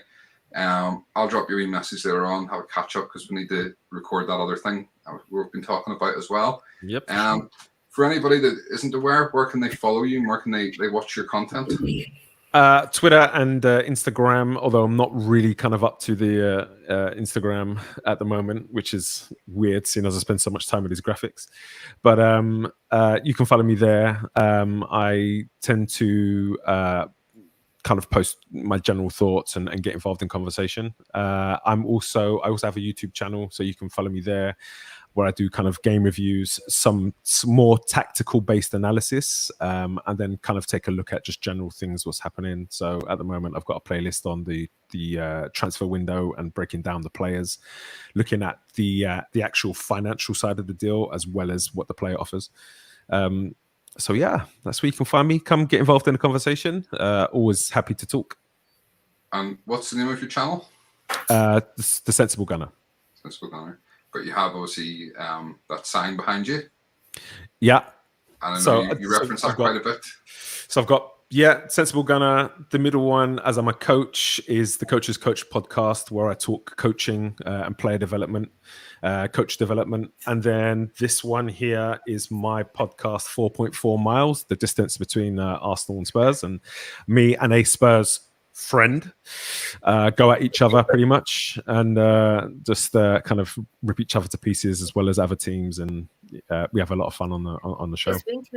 The new one that's coming is going to be interesting then. Ooh. Yeah, he's dodging me at the moment. I'm putting you on blast, Wayne. I've been trying to get him on to talk about this, and he was very, very keen when they were doing well, and all of a sudden there's a few errands that are coming up, but I'm doing it with a Man United friend of mine who I can still kind of, we basically now both just poke holes at Tottenham, poke holes in Tottenham and put things at them. So yeah. Brilliant. Well, listen, Angelo, thank you so much. Once again, really appreciate it. If you aren't following Angelo, make sure and go and do that. Any final words before you shut off? Come on, you Gunners. Excellent. Listen, mate, thank you. As I say, I'll drop your message later on. We'll have a catch up. And thanks again. We'll see you soon. Very welcome. Thanks. Enjoy the rest of the show. Thank you, guys. Thank you, Angelo. Thanks, Bye-bye. Angelo. Absolutely great guy, Angelo. Love having him on. Love hearing what he has to say. Really in-depth analysis on his shows as well, because obviously he is a coach, a qualified football coach. So he has some really great knowledge, and we'll get him back on again as soon as we can. So we'll take a couple more comments, and then G, you can run us through your lineup. Yep. Where have we got two?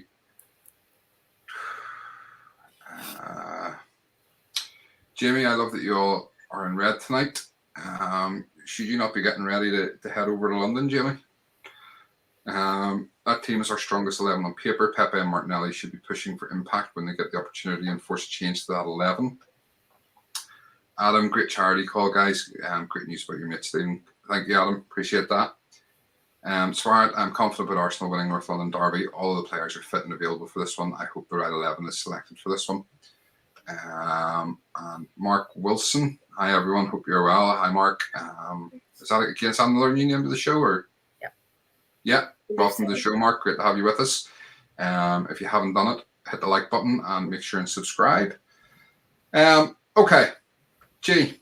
We'll run through this pretty quick because I think we have a good idea of most of the team now. But obviously, if you want to give us your opinion, a couple of changes there from obviously what Angelo was going with.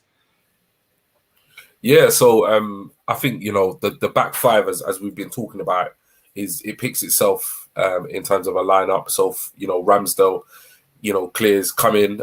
He's done a good job so far. So he hasn't put a foot wrong. So, clearly, Ramsdale is our number one. So we're going to start Ramsdale in goal. Left back, Tierney. It's an interesting one. Obviously, Tierney's in the first team. He is our first choice left back. But, I tell you from the first moment I saw Tavares in pre-season, this kid's going to push him all the way this season. And I'm not for a minute saying that Tavares should start ahead of him, but it's really positive to know that we have a player like Tavares that can come in at any point and deputise for Tierney. Obviously, considering his injury record, or should I say injury concerns. But yeah, Tierney starts for me. Still number one left back in my eyes. Gabriel and White at the back. I think, really important that these two players play week in, week out with each other. Gabriel's been absolutely immense over the last couple of games. Ben White, has shown glimpses of real quality, but also glimpses of, he's taken a little while to settle in, form relationships with the back four. So it'd be nice to just see those two starting again, build on that relationship, build on that chemistry, and hopefully, our centre-back partnership for years to come. So I'd start those two. And for me, I think, they're the best in terms of what we need.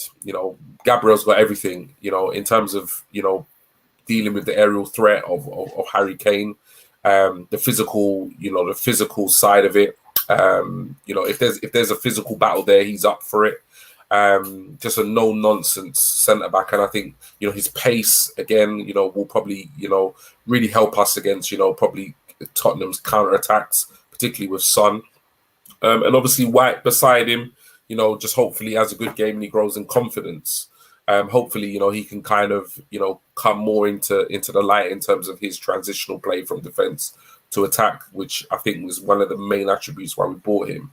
Tomiyasu, right back, since he's come into the club, he's been absolutely immense. The stats don't lie.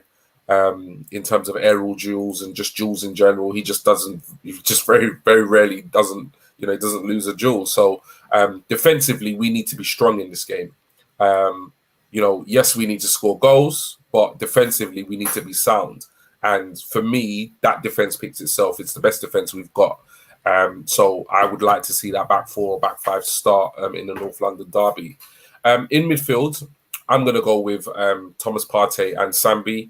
I'm going to, resist the urge to start Xhaka on number 34 in midfield. I just personally feel Partey, I think Partey is our best midfielder, regardless of whether or not, he's performed to merit, the 50 million that we paid for him. For me, that's kind of irrelevant. He's been plagued with injury since he's come to the club. We paid 50 million for him, and to be honest, I didn't bat an eyelid at the 50 million because I'd seen the player, or I saw the player he was at Atletico Madrid and the player he is for Ghana at international level. He's an exceptionally gifted player. The fact that he's come to Arsenal and he's been plagued with injuries, that's just unfortunate.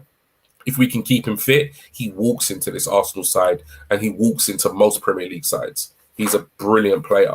So the fact that he's fit, he starts. For me, Sambi, I think Sambi has come in and just been exceptionally good. He's obviously got leadership qualities. What I love about this kid is he just seems to do all the basics right, but yet I do agree with Angelo in that I think, positionally wise and defensively, that's a part of his game that needs to develop. That's a part of his game that he will improve with age. But I just his general play is just, for me, so much better to watch. When he gets the ball, he's got his head up and he's looking to move the ball forward. He's looking to move the ball. He's looking ahead. He's looking to play a pass. And that's just, I grew up watching Arsenal play offensive, attractive football, and he's that style of a midfielder for me. So I think the two of them complement each other quite well. And I think he's also shown that he's not afraid of the physical aspect of the game.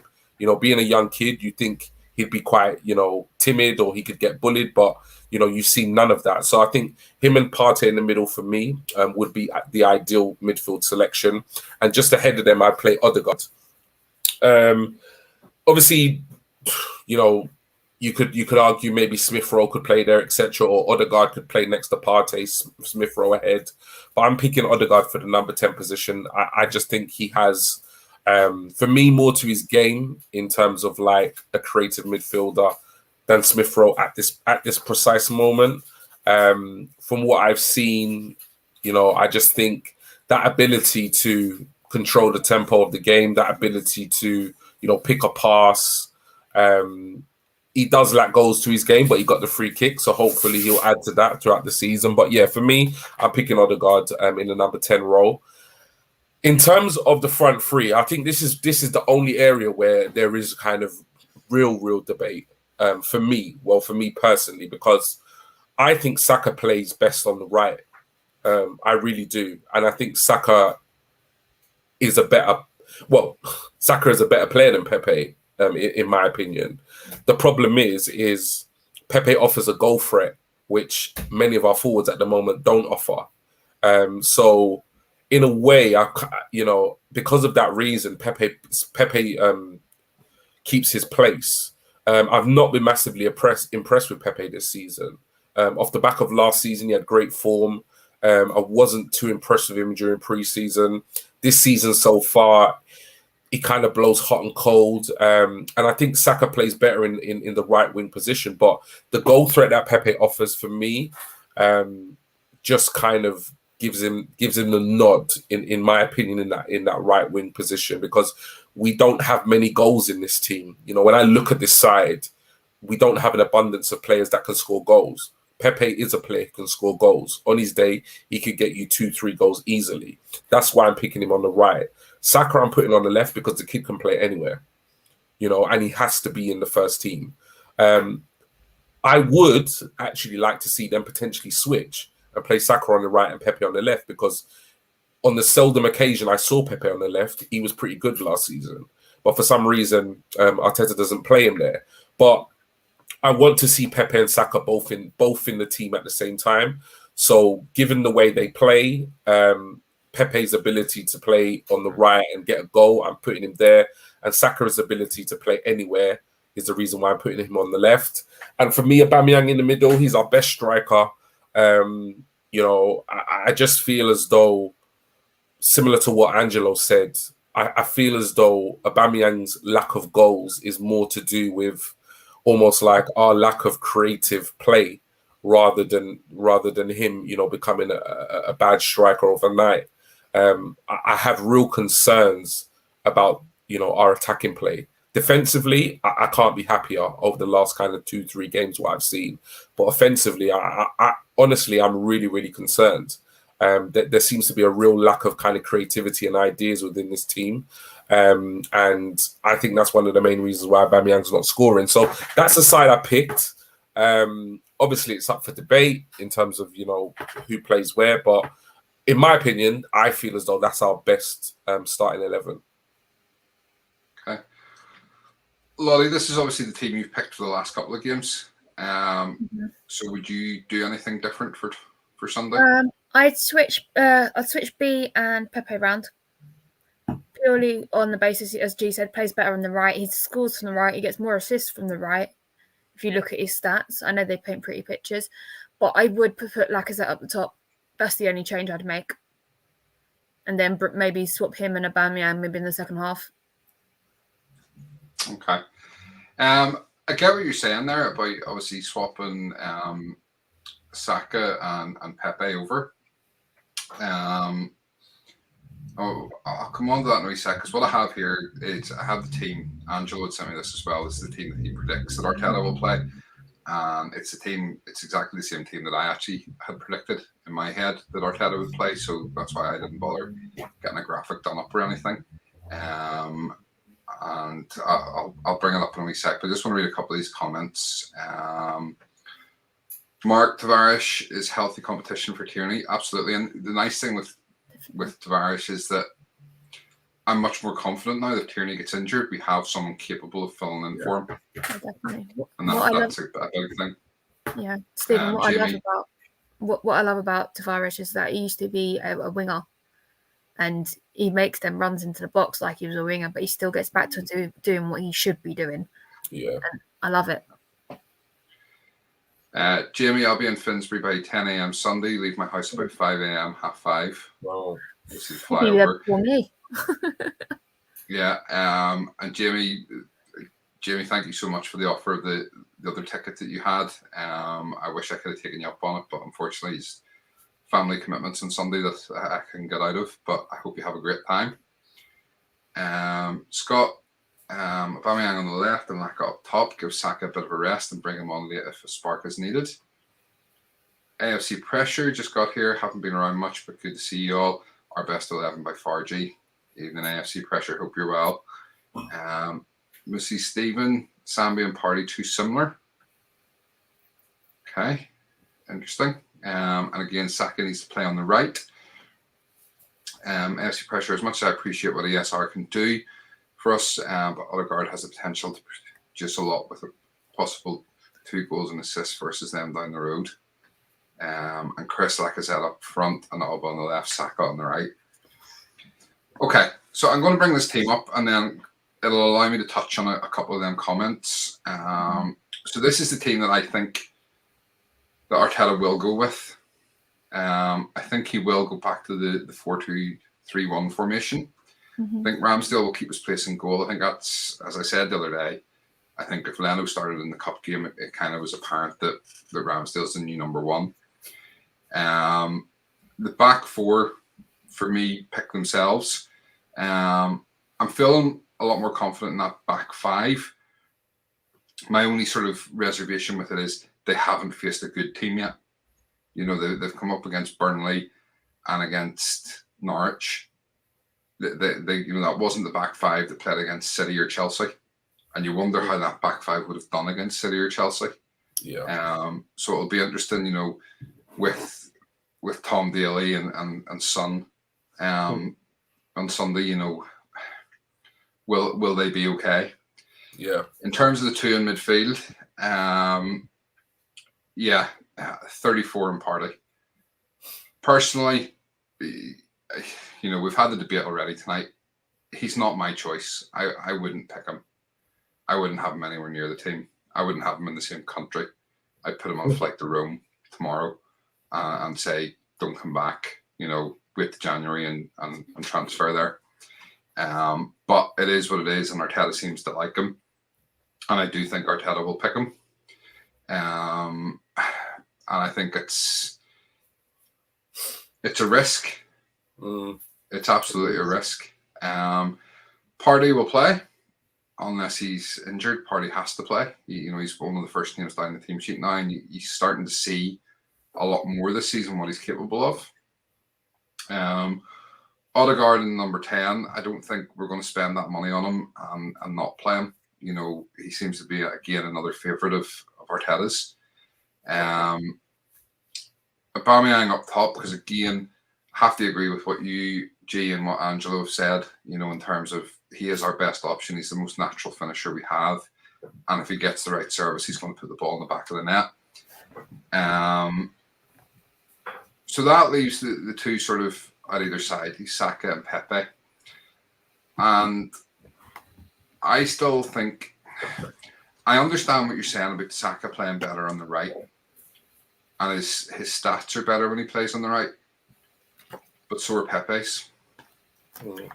And Saka seems to adjust better to playing on the left than Pepe does.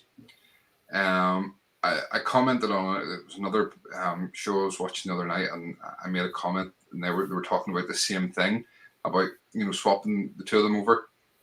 And for me, the issue is if you put Pepe on the left, he has the ability to then go past the player on the outside and put a cross in. But you take away his ability to cut inside and have a shot, and that's where he gets most of his goals from, is that cutting inside and having a shot from around the edge of the box. Coming in from the left-hand side, he doesn't do that. So for me, I would still start Pepe on the left, and on the right, and Saka on the left. Stephen, I've got a question for you. Bit of a wild card, boys. If we started like that with Saka and Pepe where they should be, do you think they have the freedom just to interchange and swap? They should have throughout the game. They should have, and I'd like to see it happen more often. We've talked about this before, that if you're going to go the 4-3-3 option, what you need is a front line. Those three up front should all be interchangeable. Yeah. And ultimately, I think that's what we need, is a centre forward who can play on either wing. And Saka needs to work on his finishing. Pepe probably is a slightly better finisher than Saka.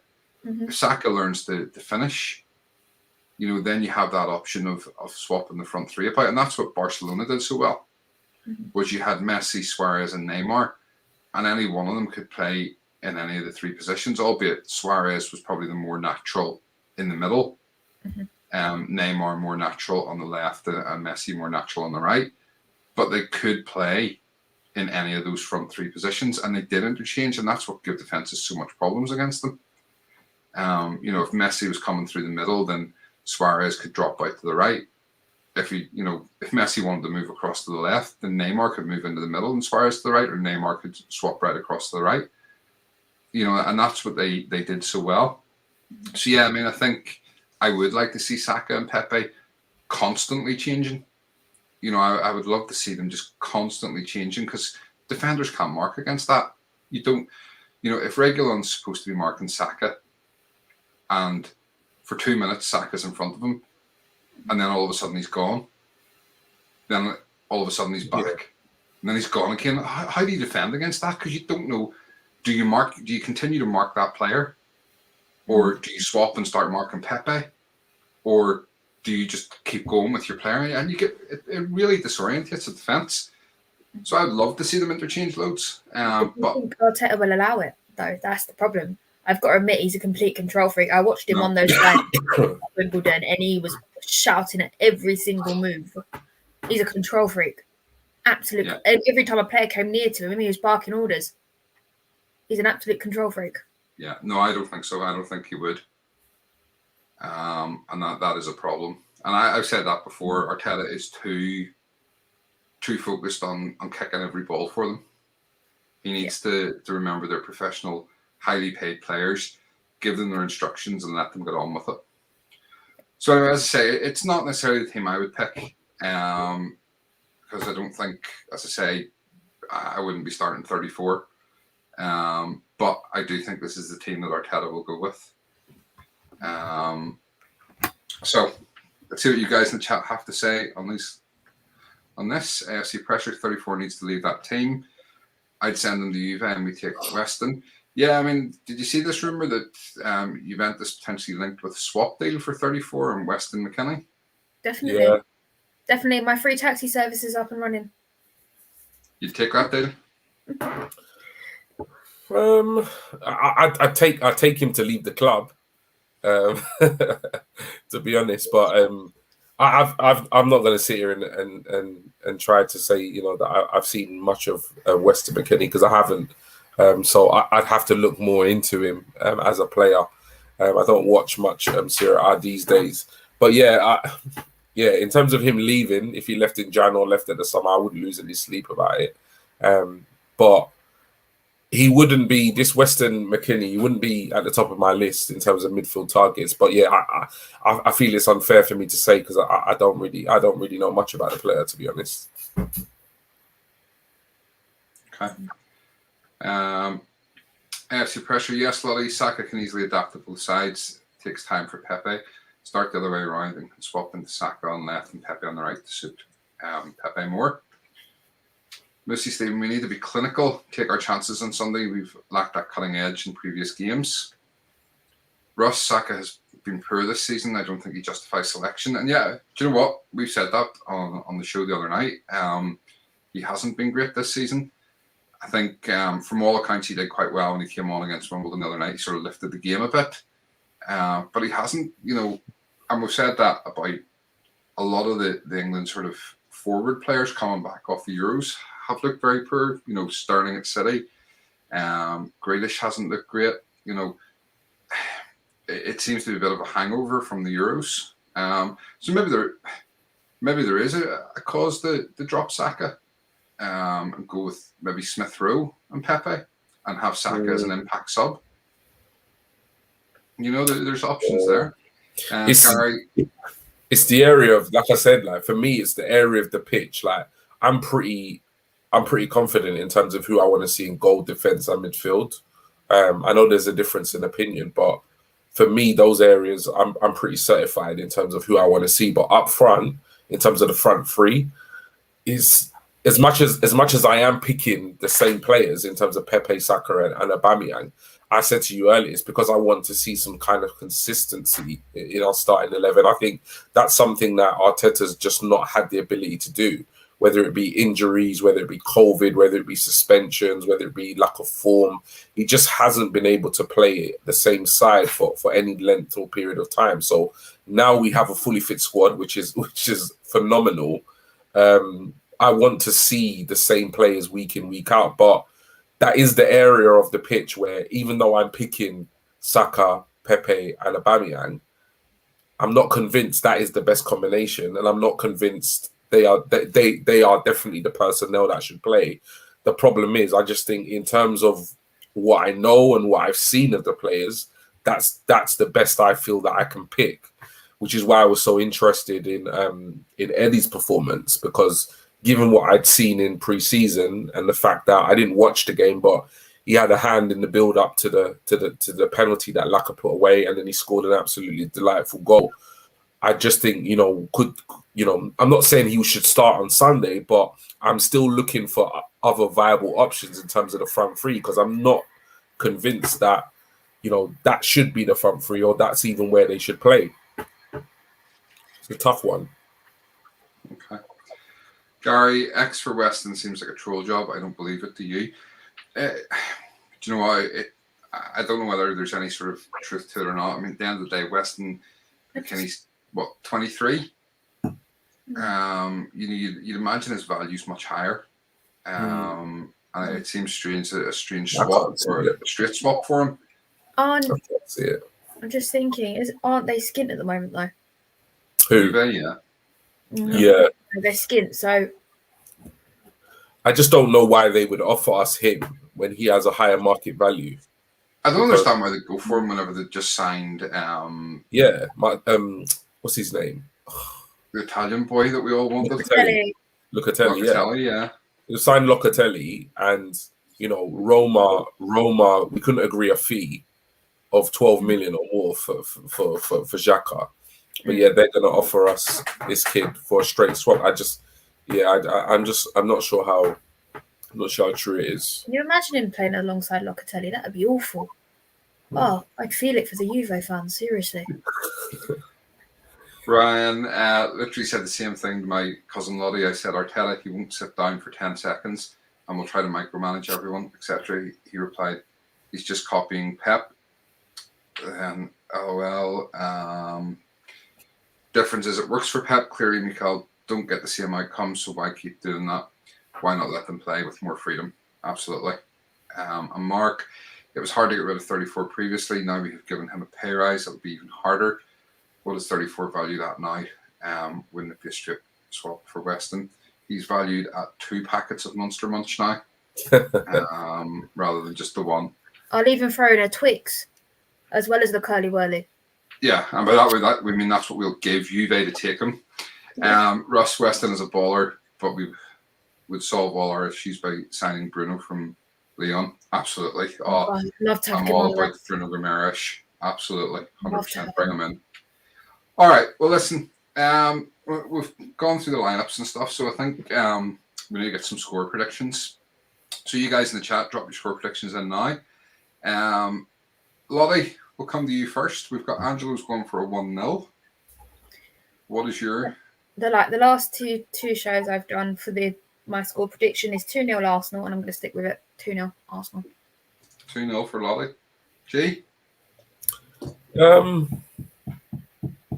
I've had a real think about this one. It's a tough one. It's a tough one for me. I honestly feel as though this game is going to be a bigger test than we envision. Just the fact that it's a North London derby. Just the fact that they do have players that can hurt us, and that that defense hasn't really been tested against real quality. We lack goals, so I'm going to be a bit controversial this week, and I'm going to go for a 1-1 draw. Okay.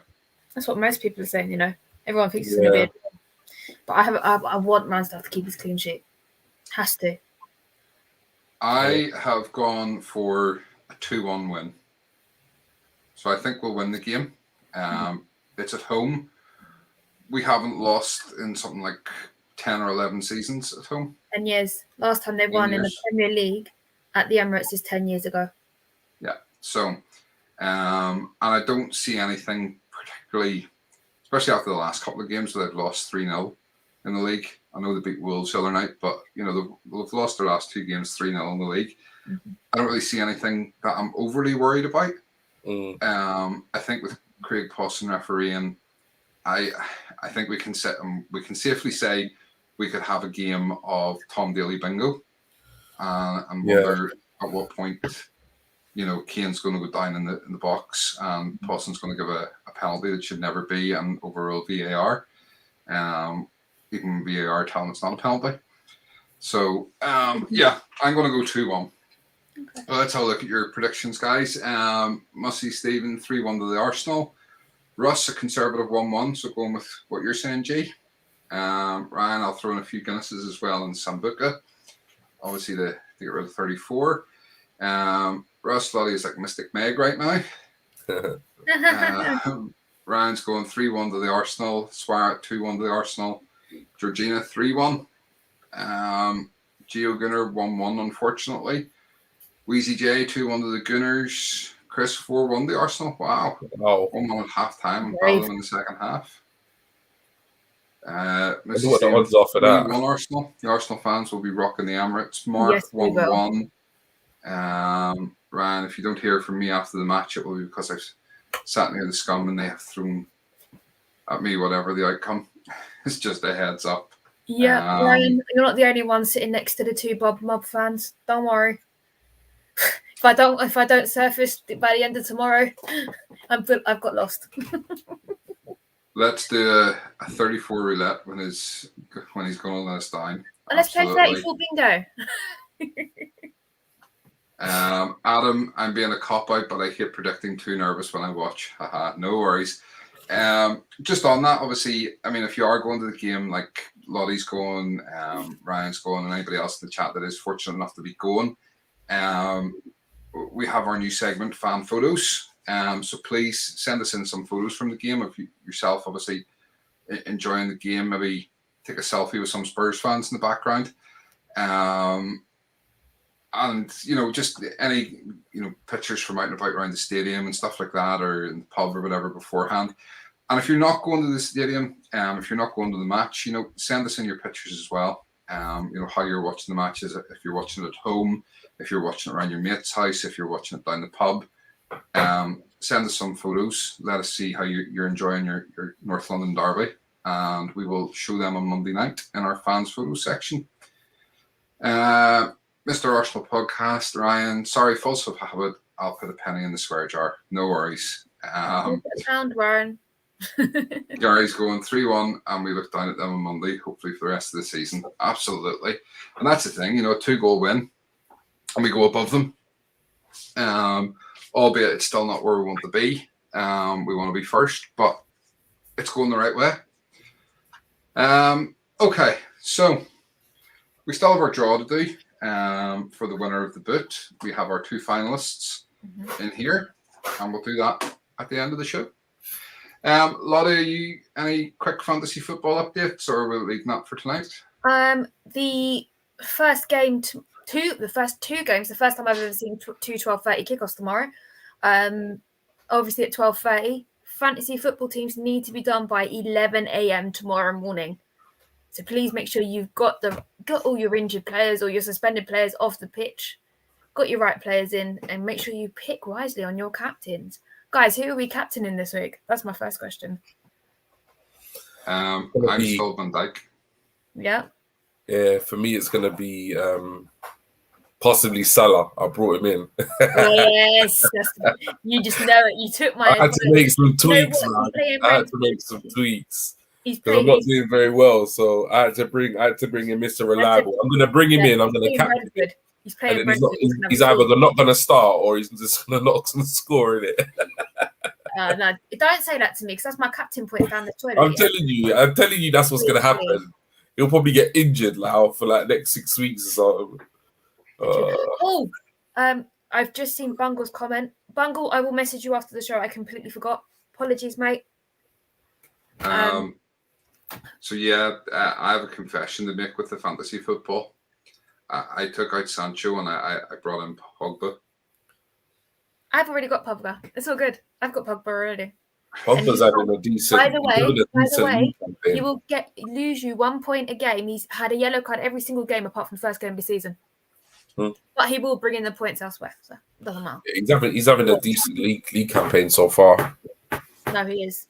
He is, but he's had a yellow card nearly every game apart from the opening game of the season. Ryan, if I'm not a finalist, I'm calling Fix. You can call Fix all you want.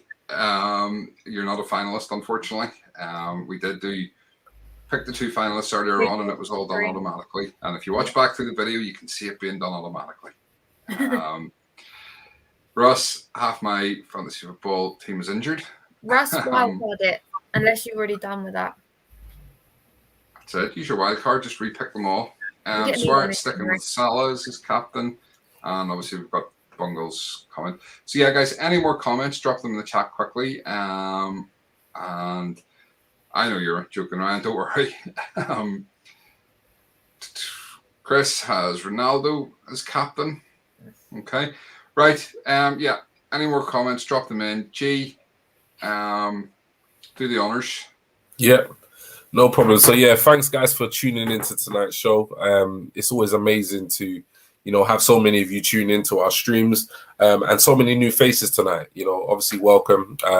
Please do kind of like and subscribe, and do spread the word. But yeah, if you want to follow us on all our socials, we are on all the regular social media platforms. So Facebook, which is @CannonChatter. Our Instagram account is @Cannon_chatter. And very recently, we made a TikTok account, which is @Cannon_chatter. So yeah, check us out on all those platforms. Most of you will know us from Twitter. That's where this kind of journey all started from, really. So if you are not following the official Cannon Chatter Twitter, please do that straight after this live stream. So our Twitter account is @Cannon Chatter. If you want to follow Stephen, who is our host for this evening, There he is. It's at SB Cannon Chatter. If you want to follow me, it's at G Talks Arsenal. And if you want to follow Lottie, it's at Lottie_B. That's 2 T's and 2 I's because somebody beat her to it. Yes, they did. They did. Yeah. You remember, G. Well done. Yeah. And obviously, we're all rocking our merchandise. So Cannon Chatter hoodie, t-shirts, hoodie.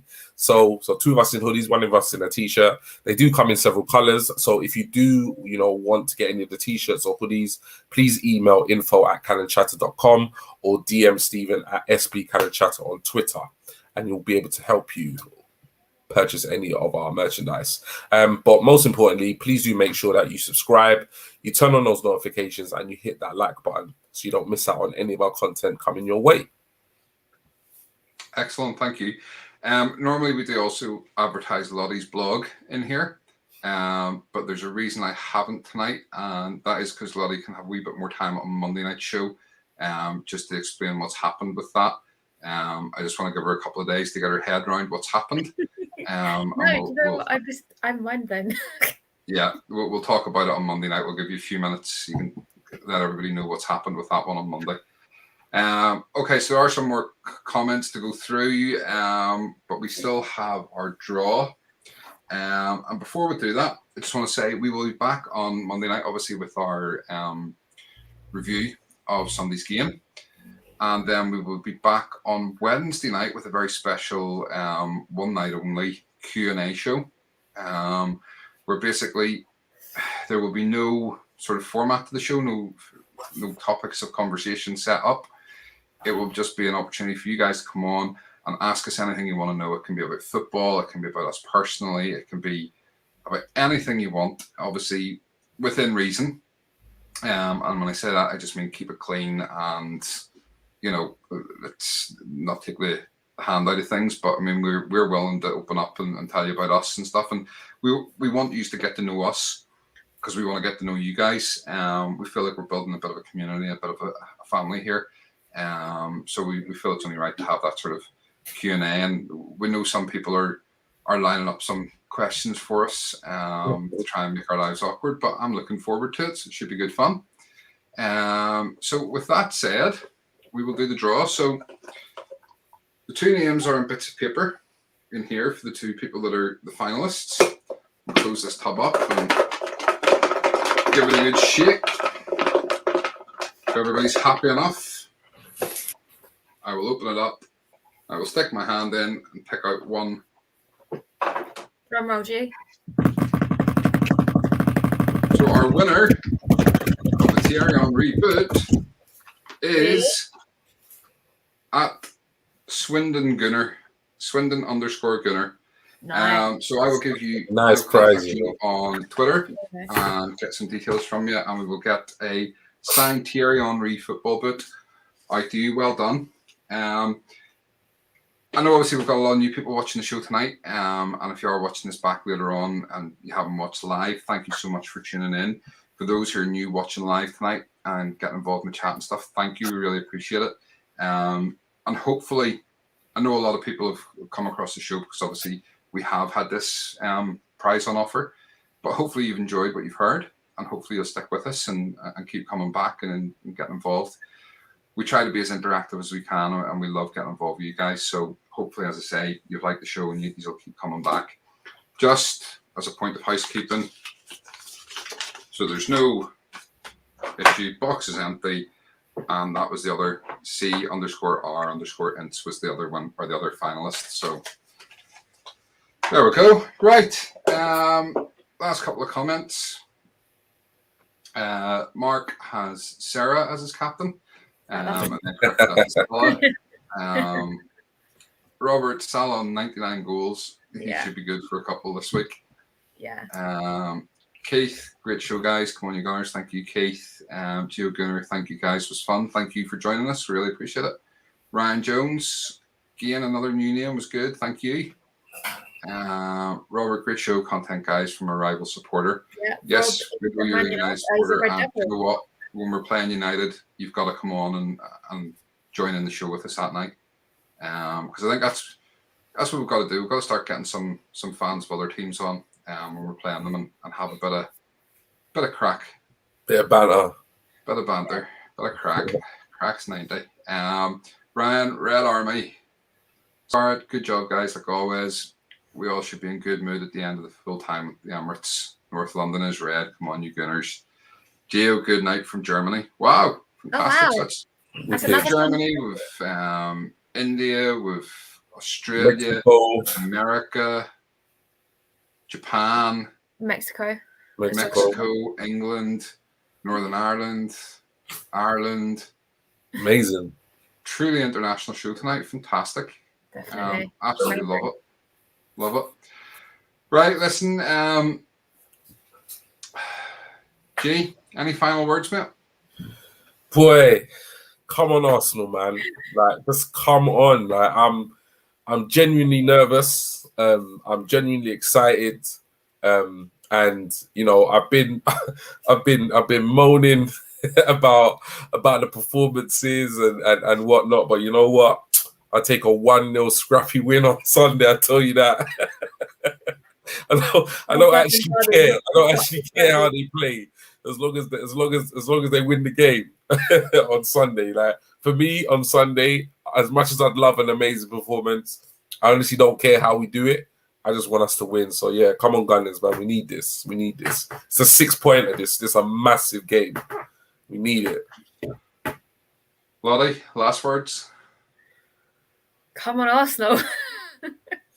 I'm so nervous. I'm not going to sleep. Oh, man. No, we've got this. We're going to do it. We're going to do it. I hope. Okay. Guys, thank you so much as always. From me, do you know what? Everybody have a great weekend. Have a safe weekend. Enjoy the game wherever you're watching it. Make sure and send those photos in to us. And yeah, come on, you Gunners.